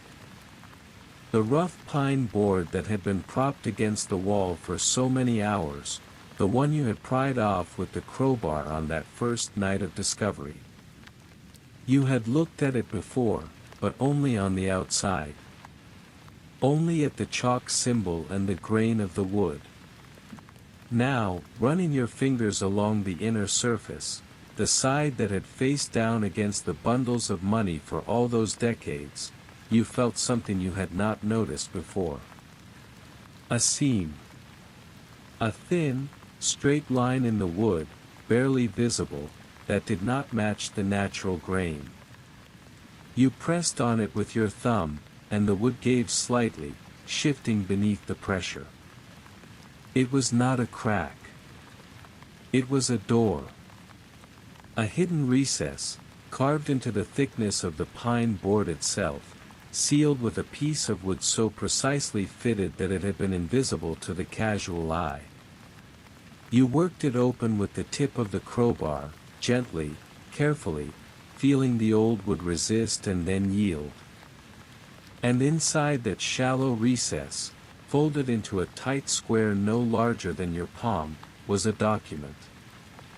You drew it out with the care of a man who had spent his life handling fragile things, old paper, old promises, old secrets. The paper was thin and brittle, yellowed with age, its edges crumbling slightly at your touch. You unfolded it on the workbench, smoothing out the creases with the palm of your hand, and held it beneath the yellow glow of the overhead lamp. The letterhead at the top of the page read Riverbend Trust Company in faded serif letters, the same name that had been printed on the old bills, the same name that had appeared in the reporter's photograph. Below it, typed in the formal, slightly uneven language of an old manual typewriter, was a trust agreement. The date of the agreement was 1975. The settler, the person who had established the trust, who had placed the assets into the care of the institution, was your father. His full name, written clearly in the first paragraph. The beneficiary was listed not by name, but by designation. The settler's sole surviving heir. That was you. The assets held in trust were described as monetary instruments and negotiable currency, the money in the crate. And the trustee, the person appointed to manage and protect the trust until the beneficiary came of age or was otherwise able to claim it, was Costas. The same Costas who had given you a job on a rooftop 2 years ago. The same Costas who had handed you an envelope and told you to wait for the right time. You read the document twice. 3 times. The words did not change. The money was not stolen. It was not smuggled. It was not the proceeds of any crime. It was your inheritance, a modest sum, perhaps, by the standards of the wealthy, but more than enough to change a life. It had been held in trust for you by a man who had been waiting, patiently and silently, for you to grow old enough and wise enough and ready enough to receive it. Costas was not a smuggler. He was not a criminal. He was a trustee. A guardian. A man who had made a promise to a dying friend and had spent decades keeping it. Let these numbers settle quietly in your mind now. The trust is old. The money is old. They have waited at the bottom of this crate for nearly half a century, and they will not mind waiting a little longer. Close your eyes. Let the sound of the rain on the iron roof carry you for a while, gentle and slow, like a hand smoothing down a sea. Rumpled page. You are very close now. The truth is here, in this small, cluttered shed by the river. It will still be here when you wake. The rain continued its steady, patient rhythm on the iron roof above you. You listened to it for a long moment, letting the sound wash over you like water, letting the weight of the discovery settle into your chest. The stacks of old money surrounded you on the workbench, their muted colors soft in the yellow light. The ledger lay open beside them, its pages filled with the careful records of a network that had been protecting this secret for decades. And in your hands, you held the document that explained it all. But there was more. Beneath the trust agreement, still tucked into the hidden recess in the lid of the crate, was another piece of paper. A letter. Handwritten, in ink that had faded over the years to a pale, rusty brown, the color of dried leaves, the color of old grief, the color of ink that had been waiting a very long time to be read. The handwriting was your father's. You would have recognized it anywhere, the same careful, deliberate letters that filled the Lighthouse logbook, the same steady hand that had written the code names and the frequencies and the protocols. You unfolded it gently, the paper crackling softly beneath your fingers. "My son," the letter began. "If you are reading this, then the trust has found its way to you. I hope it has not been too long. I hope you have not been waiting too many years. I asked Costas to watch over this for me. He owed me a debt, once. I won't go into the details here, but it was the kind of debt that a man carries for a lifetime. I told him the best way to repay it was to make sure you were taken care of. He will know what to do. He will arrange everything. All you have to do is go to him. He is the one who carries the code name Pelican. He is the one who has been waiting for you." You set the letter down on the workbench beside the trust agreement. The rain drummed on the iron roof. The river lapped softly against the pilings outside, a sound so constant that it had become a kind of silence. And you understood, at last, why Costas had never told you any of this. He had not been hiding the truth from you. He had been waiting for the right time, waiting for the trust to be released, waiting for you to be ready. He had not been a smuggler, not a criminal, not an employer. He had been a guardian. A silent partner in the long, slow work of keeping a promise. And now, at last, the promise was ready to be fulfilled. The rain had stopped by the time you found Costas. It was the first time in what felt like days that the sky had fallen silent, and the absence of that steady, familiar rhythm was strangely unsettling. You had grown accustomed to the rain, to its constant presence, to the way it filled the spaces between words and thoughts. Now, in the quiet of the early morning, the world felt too still. The streets were empty, their wet asphalt glistening under the pale gray sky. The docks were silent, the cranes and the cargo vessels and the forklifts all waiting for the day's shift to begin. The river, dark and glassy under the low-hanging clouds, moved without a sound toward the sea, its surface so smooth that it reflected the sky like a mirror.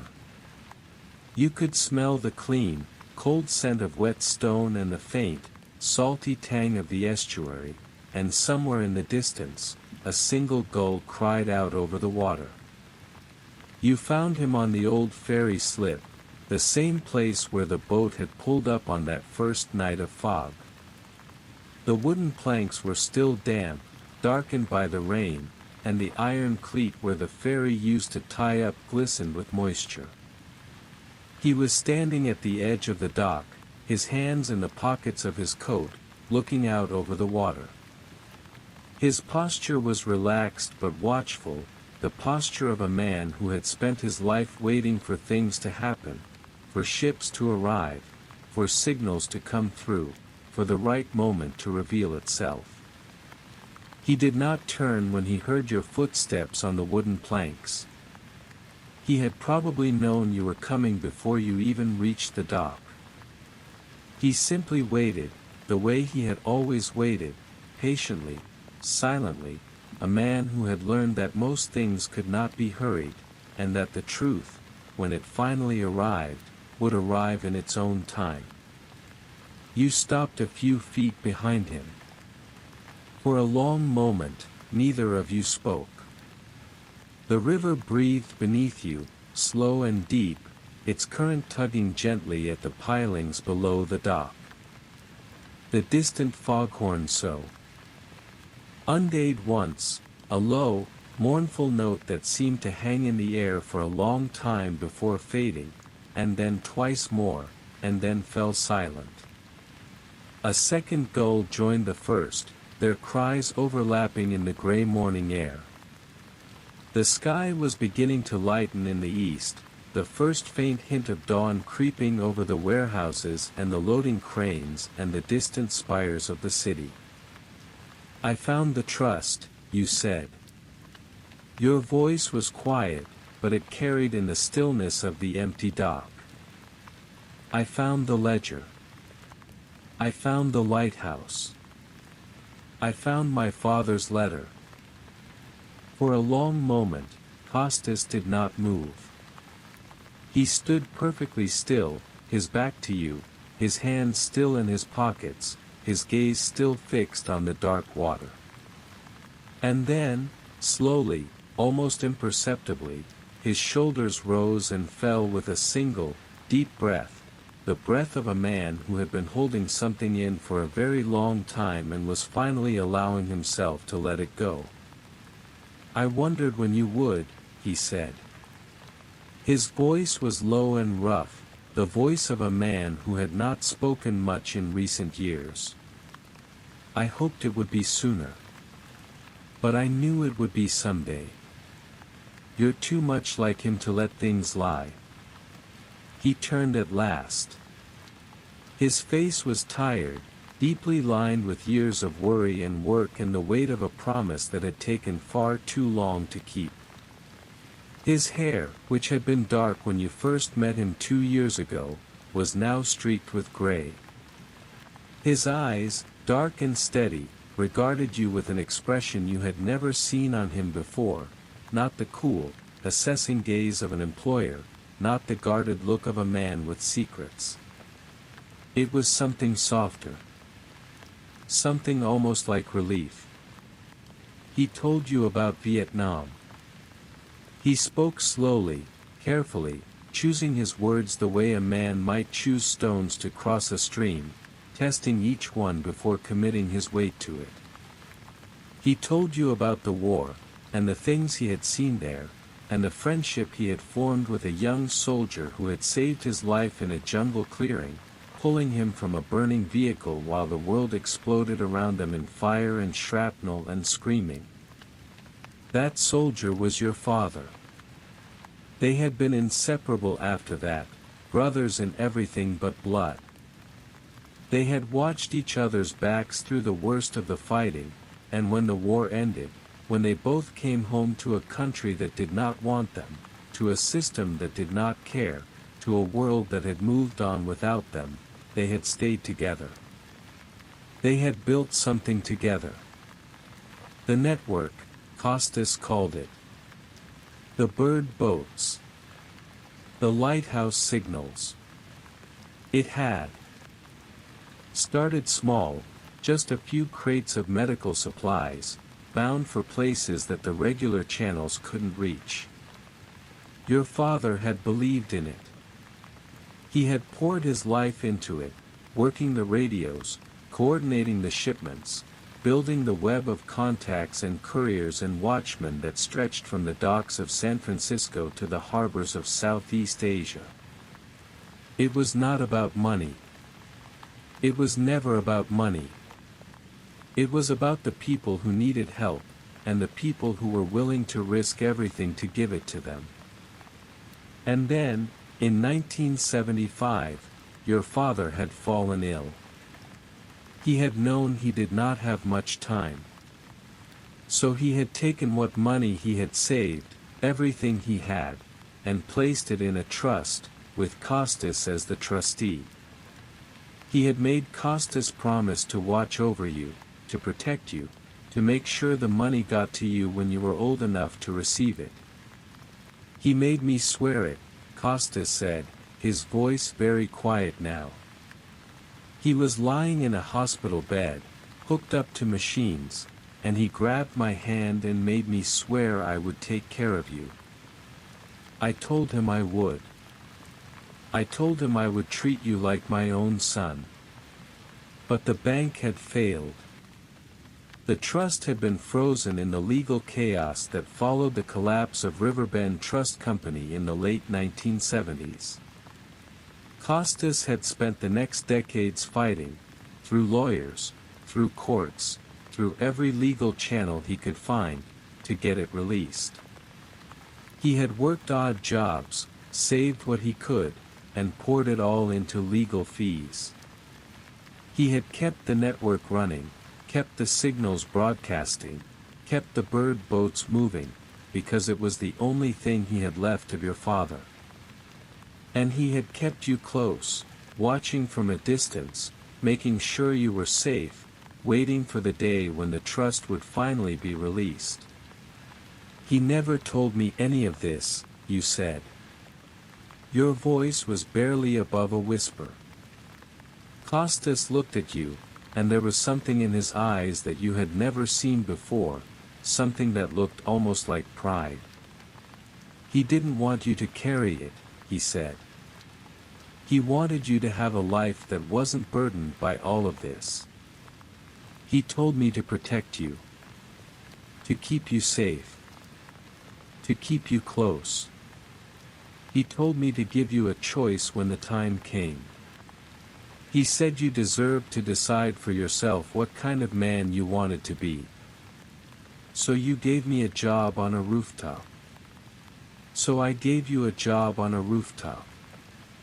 A faint, tired smile crossed his weathered face, softening the deep lines around his eyes. It was the only thing I had to offer. And it kept you close. It kept you where I could see you, where I could make sure you were all right, even if you never knew it. The sun was beginning to rise now, the first pale rays of light breaking through the gray clouds and spilling across the river in long, golden shafts. The water glittered. The gulls had settled on the pilings, their heads tucked beneath their wings. The city was beginning to stir, a distant truck engine, the clang of a loading gate, the faint, far-off sound of a radio playing somewhere in one of the warehouses. Costas reached into his coat and pulled out a key. It was small, made of brass, tarnished with age, its surface worn smooth by years of handling. It was identical to the one you carried in your own pocket. The number 1982 was engraved on its handle in tiny, precise digits. This is the second key, he said. 2 keys, together, opened the safe in the lighthouse. Your father put all the documents there, the trust papers, the court rulings, the final release from the bank. Everything you need to claim what's yours. He held the key out to you, his hand steady despite the years, despite the weight of all the promises he had kept. You can open it. Or you can walk away. The choice is yours. He would have wanted you to choose for yourself.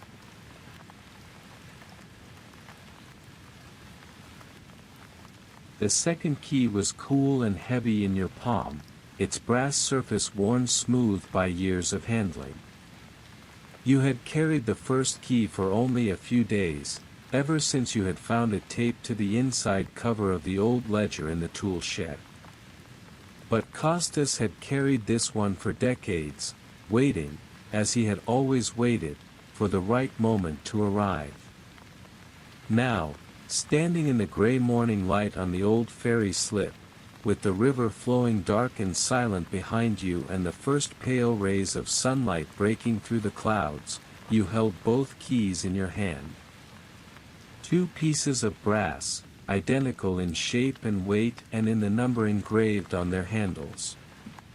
1982, the year the trust had finally been settled, after years of legal battles and frozen accounts and the slow, grinding machinery of a financial system that had no patience for the people it was meant to serve.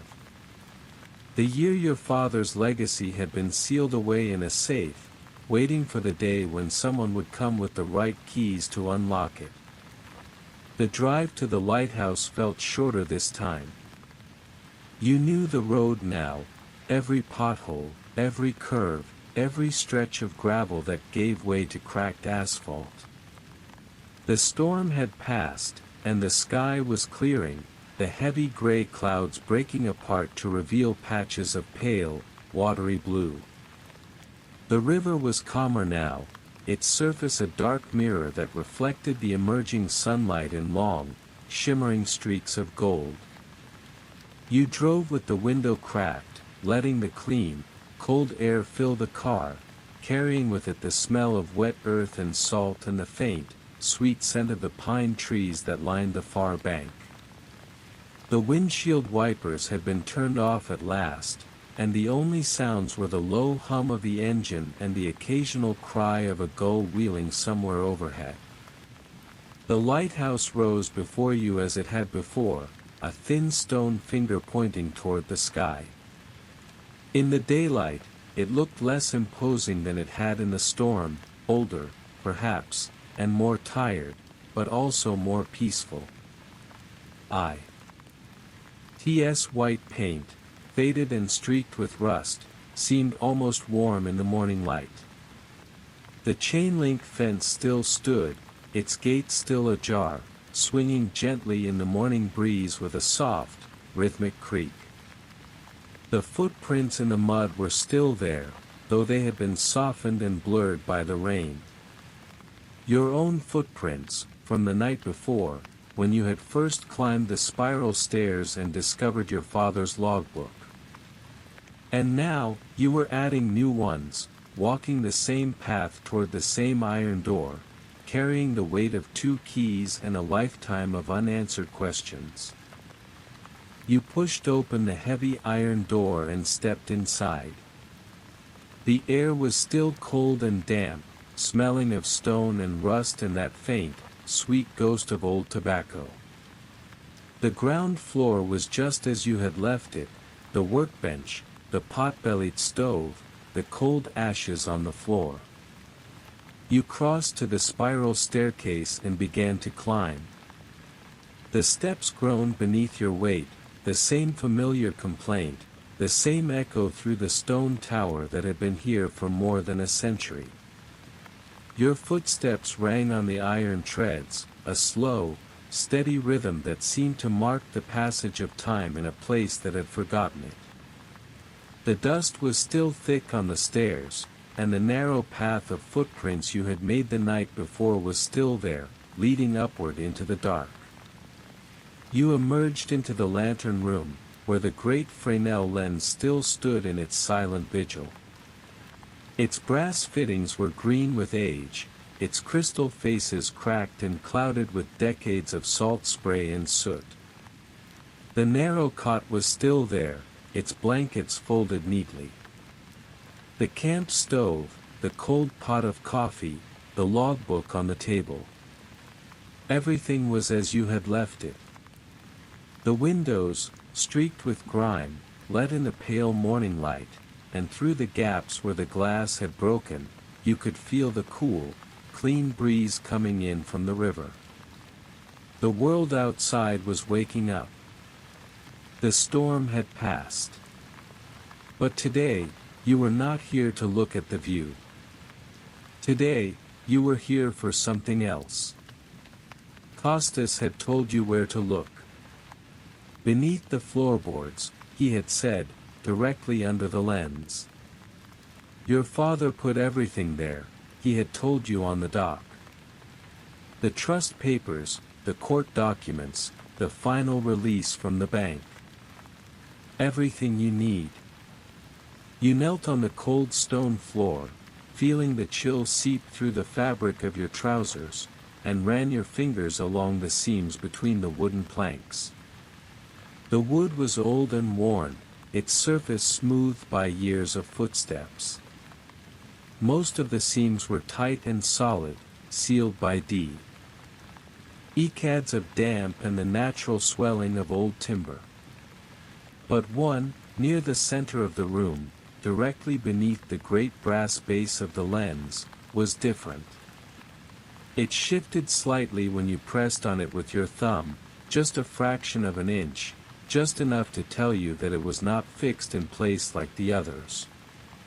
You worked your fingers into the narrow gap, feeling the rough edges of the wood against your skin, and lifted. The board came away easily, as if it had been waiting for this moment. Beneath it, set into the stone floor of the tower, was a dark, shallow compartment. Inside the compartment was a safe. It was small, no larger than a bread box, and made of heavy iron, its surface pitted with rust but still solid. The door was thick, reinforced with iron bands, and on its face were two keyholes, side by side, identical in shape and size. They had been machined with precision, their edges still sharp despite the rust that surrounded them. You knelt before the safe, feeling the cold of the stone seep deeper into your bones, and you drew the two brass keys from your pocket. They caught the pale morning light, their worn surfaces glowing with a soft, golden sheen. You held them for a moment, one in each hand, feeling their familiar weight.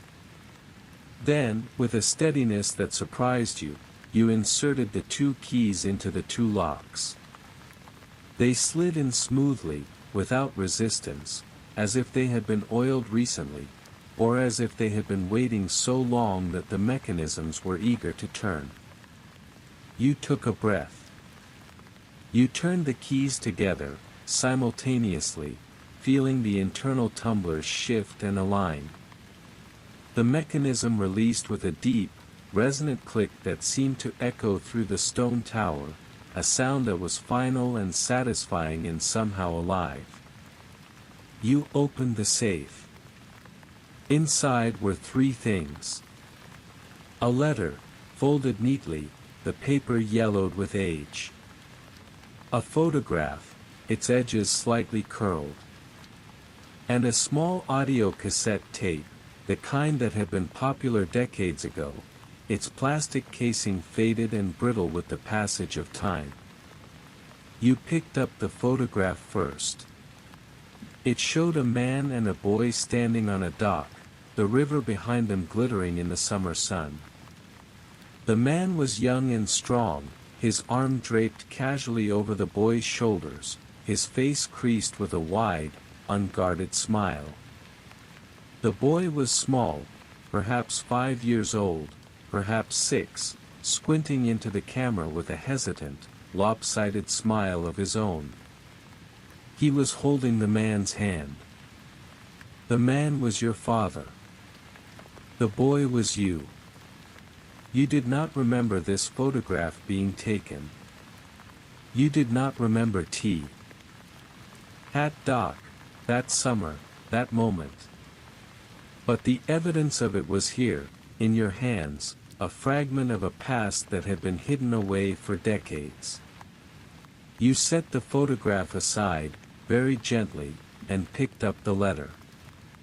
The handwriting was your father's, the same careful, deliberate letters that filled the Lighthouse logbook and the codebook and the note in the trust file. The ink was faded but still legible, a pale, rusty brown against the yellowed paper. My son, it began. If you are reading this, then you have found the keys, and you have found the safe, and you have followed the trail all the way to the end. I am proud of you. I have always been proud of you, even though I was not there to tell you so. Even though I missed so many years. Even though I made choices that took me away from you. I hope, when you read this, you will understand why I did what I did. And I hope you will forgive me. The rain had begun to fall again outside, a soft, gentle patter against the lantern room windows, barely audible, more of a presence than a sound. You listened to it for a moment, letting the rhythm settle around you like a blanket.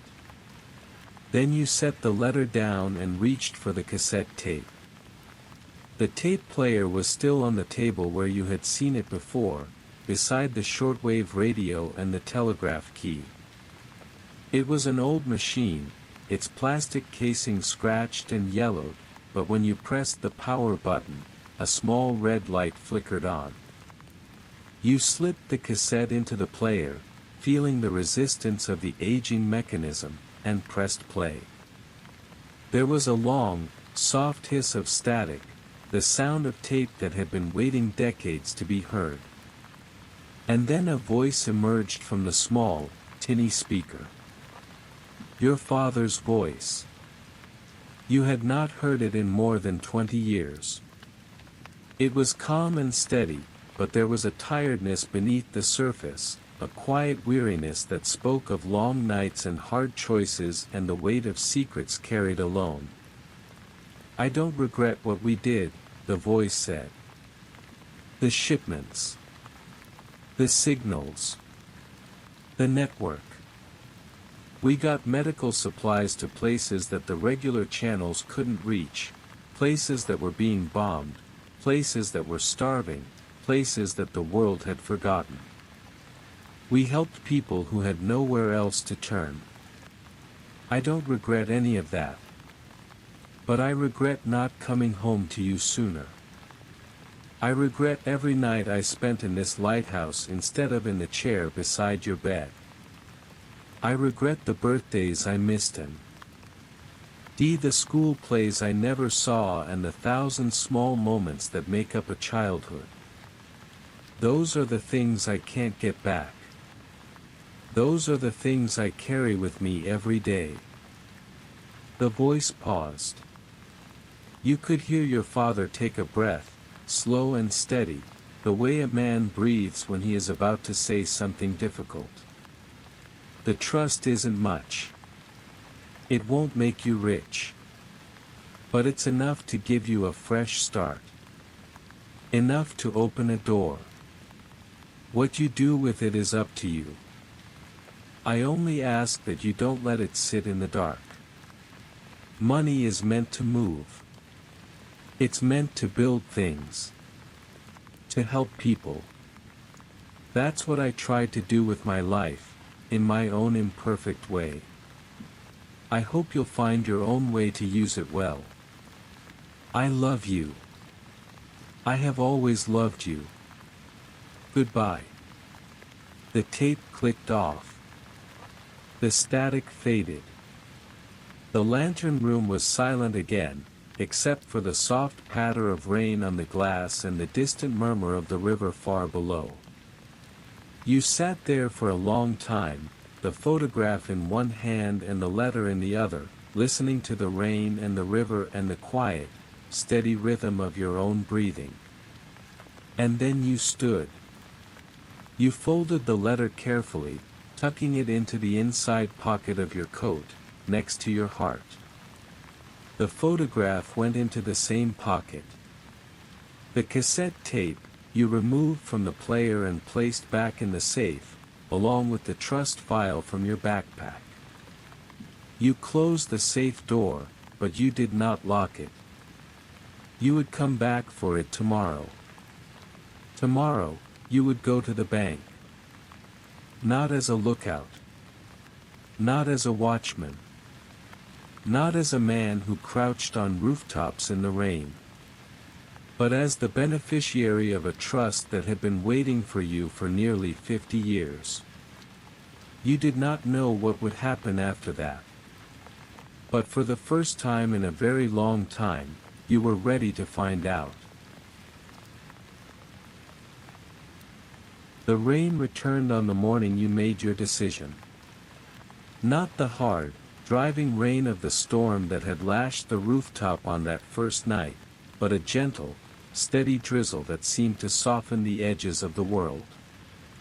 It tapped against the window of the Night Owl Cafe with a patient, unhurried rhythm, a sound that had become so familiar over these past days that it felt like a companion, like the voice of an old friend who did not need to speak to be understood. You sat in the same booth where you had first spoken with Marcus, the same worn vinyl seat creaking beneath your weight, the same faint smell of old coffee and reheated pastries in the air. The reporter's notebook, a new one, not the one you had found in the alley, was open on the table between you.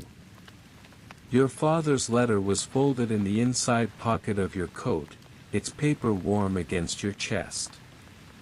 And on the table, spread out between the coffee cups and the sugar dispenser and the small, laminated menu, were the documents you had gathered, the trust agreement, the cargo manifest, the Lighthouse logbook, the 2 brass keys.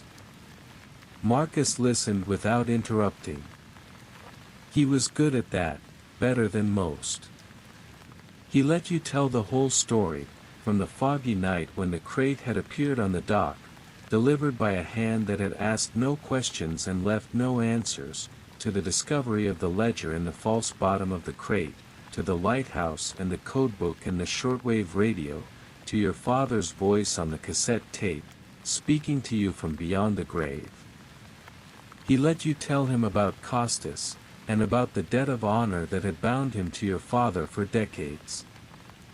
He let you tell him about the trust, frozen by a bank that had failed and been swallowed by larger banks, its records buried in archives and its obligations forgotten by everyone except the man who had sworn to keep them. When you finished, Marcus was silent for a long moment.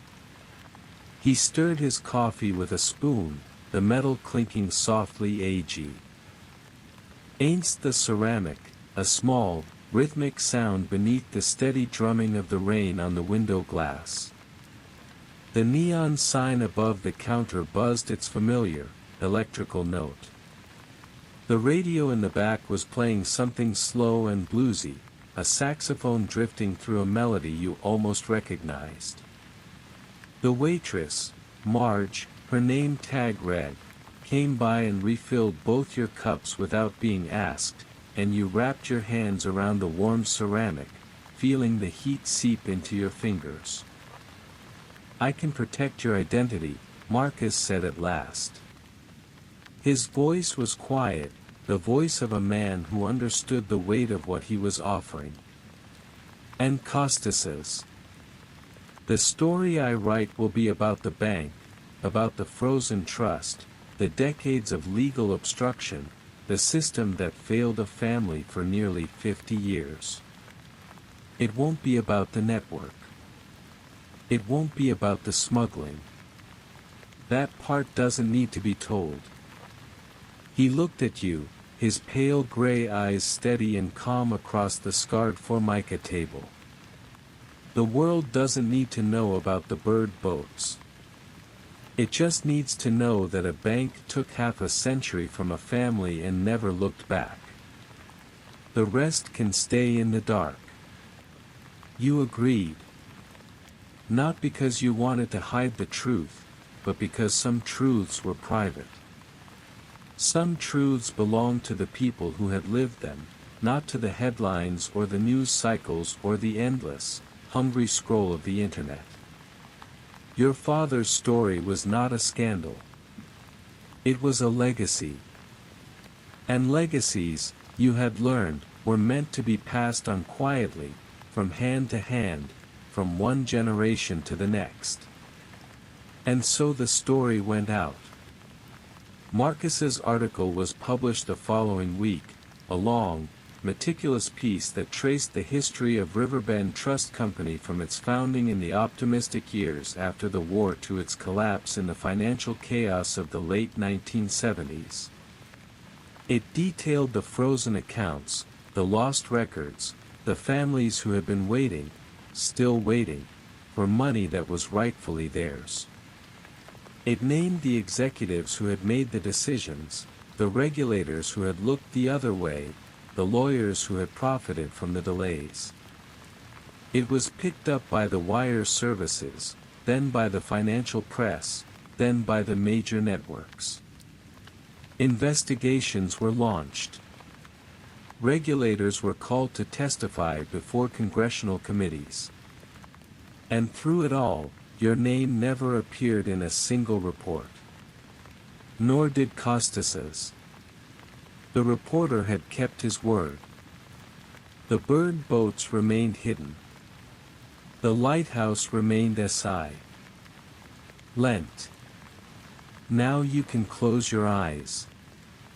The rain has washed the footprints from the rooftop. Your work as a lookout is finished.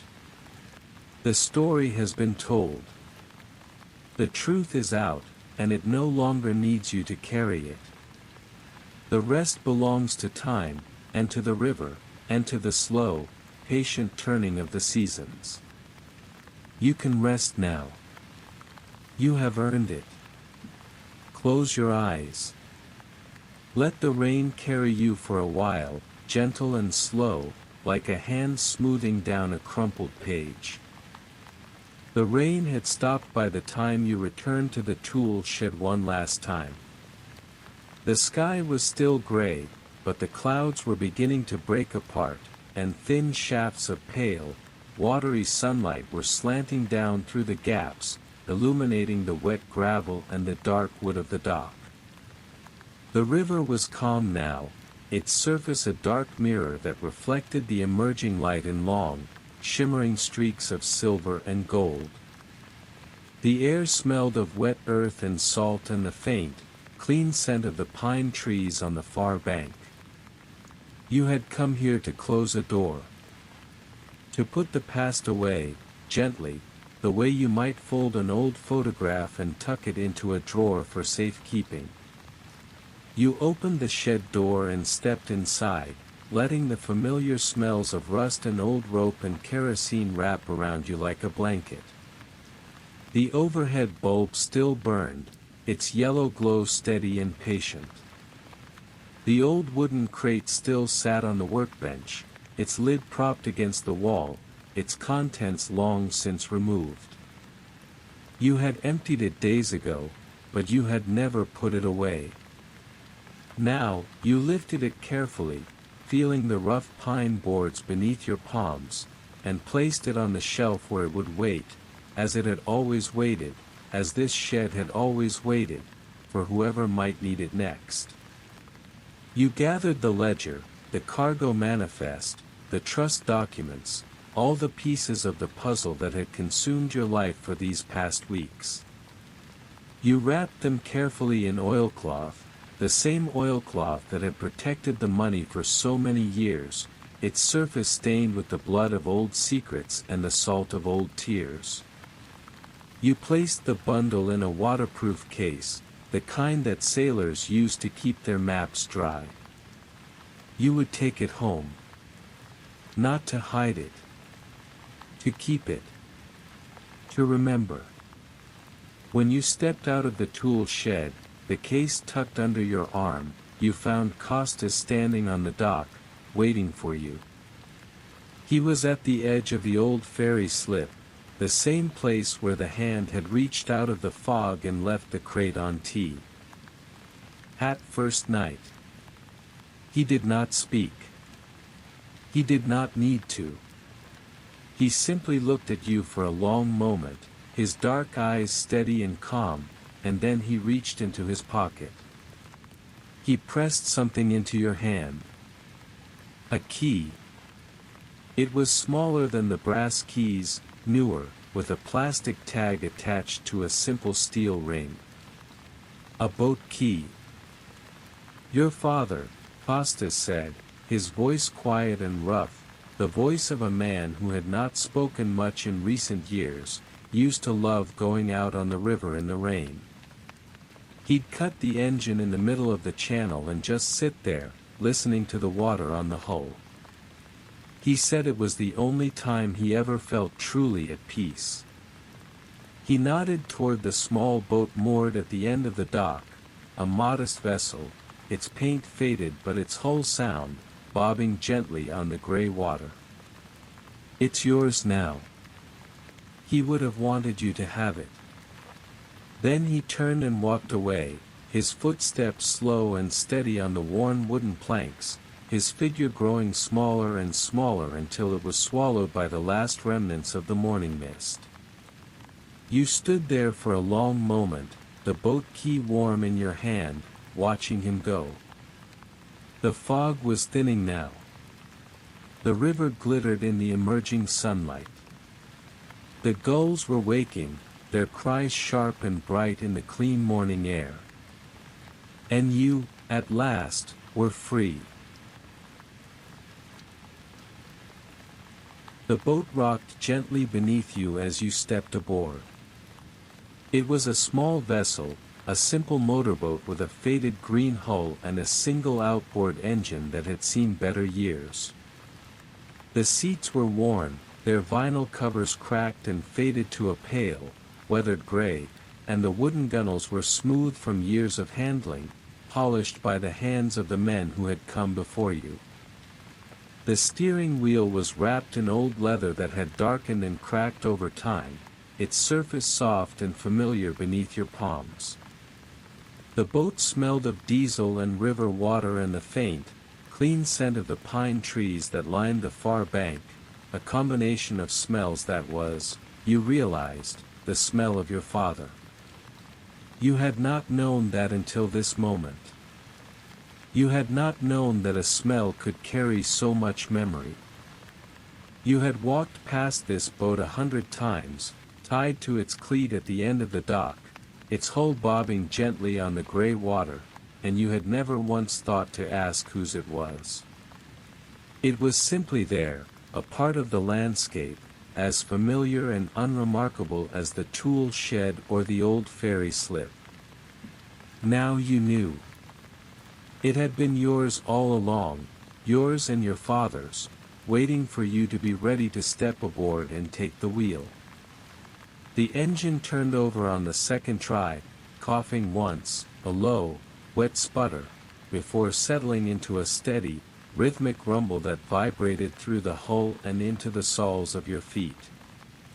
You cast off the lines, the wet rope slipping easily through your hands, and eased the throttle forward. The boat responded beneath you with a gentle, patient movement, as if it had been waiting for this moment for a very long time and was in no hurry now that it had arrived. The dock receded behind you, growing smaller and softer, its details blurring into the gray morning mist. The tool shed, with its single bare bulb still burning above the door. The warehouse, with its loose gravel and its rusted fire escape. The rooftop where you had spent so many nights crouching. In the rain, watching the alley below, waiting for something you could not name. All of it faded, swallowed by the fog and the distance and the quiet, patient flow of the river. The river was calm today. The storm that had raged through the previous nights had passed entirely, leaving behind a world that felt washed clean and new. The water stretched before you like a sheet of dark glass, its surface barely rippled by the light breeze that stirred the morning air. The sky overhead was still gray, but it was a lighter gray now, the color of old pewter rather than the deep, bruised purple of the storm.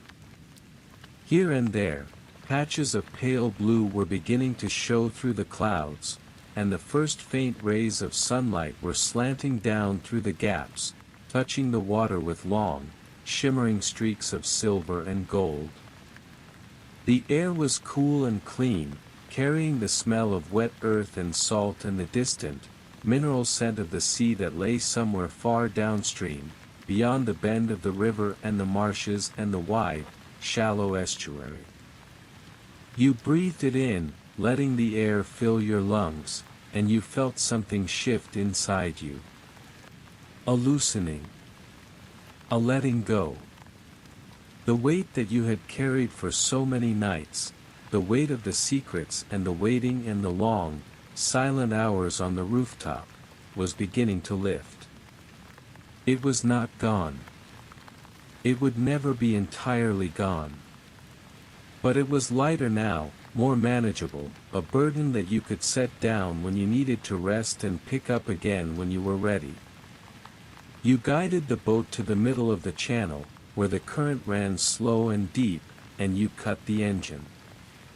The sudden silence was startling at first, then deeply soothing. The only sounds were the gentle lapping of the water against the hull, a soft, rhythmic sound like the breathing of some vast, patient creature, and the distant cry of a gull somewhere downriver, and the quiet whisper of the breeze through the pines on the far bank. The world was waking up around you, slowly and gently, as if it too had been waiting for the storm to pass. You sat in the stern, the tiller loose in your hand, and you let the boat drift. The current carried you slowly. Downstream, past the abandoned warehouses with their dark windows and their faded signs, past the old ferry slip where the hand had reached out of the fog on that first night, past the lighthouse on its rocky point, its lantern dark, its iron door closed, its secrets finally laid to rest. The rain began again. Not the hard, driving rain of the storm, but a gentle, feathery drizzle that seemed to hang in the air like mist, so fine that you could barely feel it on your skin. It pattered softly on the surface of the river, each drop creating a tiny, perfect ring that spread outward in an expanding circle until it dissolved into the dark water.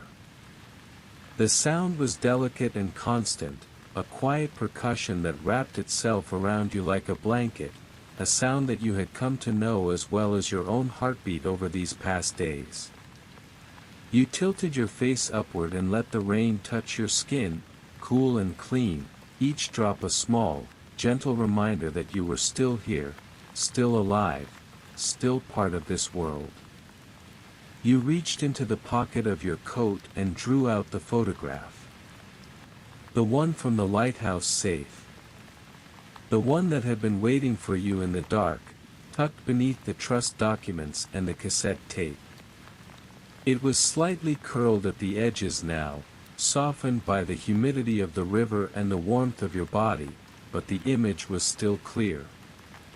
A man and a boy, standing on a dock in the summer sun, the river glittering behind them like a sheet of hammered gold. The man was young and strong, his face creased with a wide, unguarded smile, his arm draped casually over the boy's shoulders. The boy was small, perhaps 5 years old, perhaps 6, squinting into the camera with a hesitant, lopsided smile of his own. He was holding the man's hand. The man was your father. The boy was you. You held the photograph in your hand and looked at it for a long time. The rain dotted its surface, and you wiped the droplets away with your thumb, gently, carefully, the way you might touch something sacred.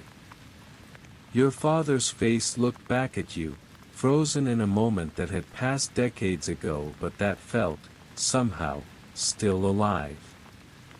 Still present. Still speaking.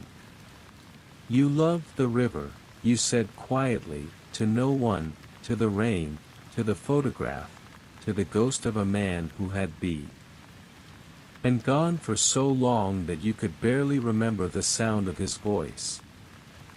I understand now. I understand why you came here. Why you stayed. Why you built the network and guarded the trust and waited all those years for someone to come along and finish what you started. The boat drifted. The rain fell.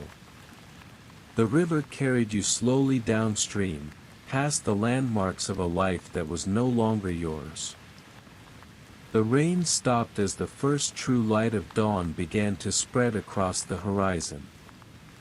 The clouds parted, their edges touched with gold and rose and pale, luminous orange, and the sun broke through, its rays spilling across the water in long, shimmering shafts. The river, which had been dark and gray for so long, was suddenly alive with color. The pines on the far bank were a deep, vivid green. The sky was a pale, luminous blue, streaked with clouds that glowed pink and gold in the morning light. The river glittered and sparkled, each ripple catching the light like a jewel, like a promise. You started the engine. It turned over on the first try this time, as if it had been waiting for you to be ready. You turned the boat around and headed back toward the dock, the hull cutting smoothly through the calm water, a white wake spreading behind you in a long, gentle V. You knew where you were going now. Not to the bank. The trust documents had already been filed, the account had already been released, the money was already on its way to the people who needed it. Not to the reporter. Marcus had already written his story, and the world had already begun to respond. Not to the rooftop or the lighthouse or the tool shed. Those places belonged to your past now. They would always be there, waiting, but you did not need to return to them. You were going to the harbor bar, where an old man named Eddie would be sitting at the end of the counter, nursing a single glass of Jameson and waiting for someone to tell him a story. You were going to sit down beside him and order 2 whiskeys. You were going to push one glass toward him and raise the other in a quiet toast. And you were going to tell him what you had learned, about your father, and about Costas, and about the bird boats that had carried their secret cargoes through the fog for so many years. You were going to tell him that the last shipment had been delivered. That the trust had been released. That the Kingfisher had made her NAL voyage at last. And then, when the story was told and the glasses were empty and the morning sun was streaming through the fogged-up windows of the old bar, you were going to walk out into the new day and decide, for the first time in your life, what kind of man you wanted to be. Not a lookout. Not a watchman.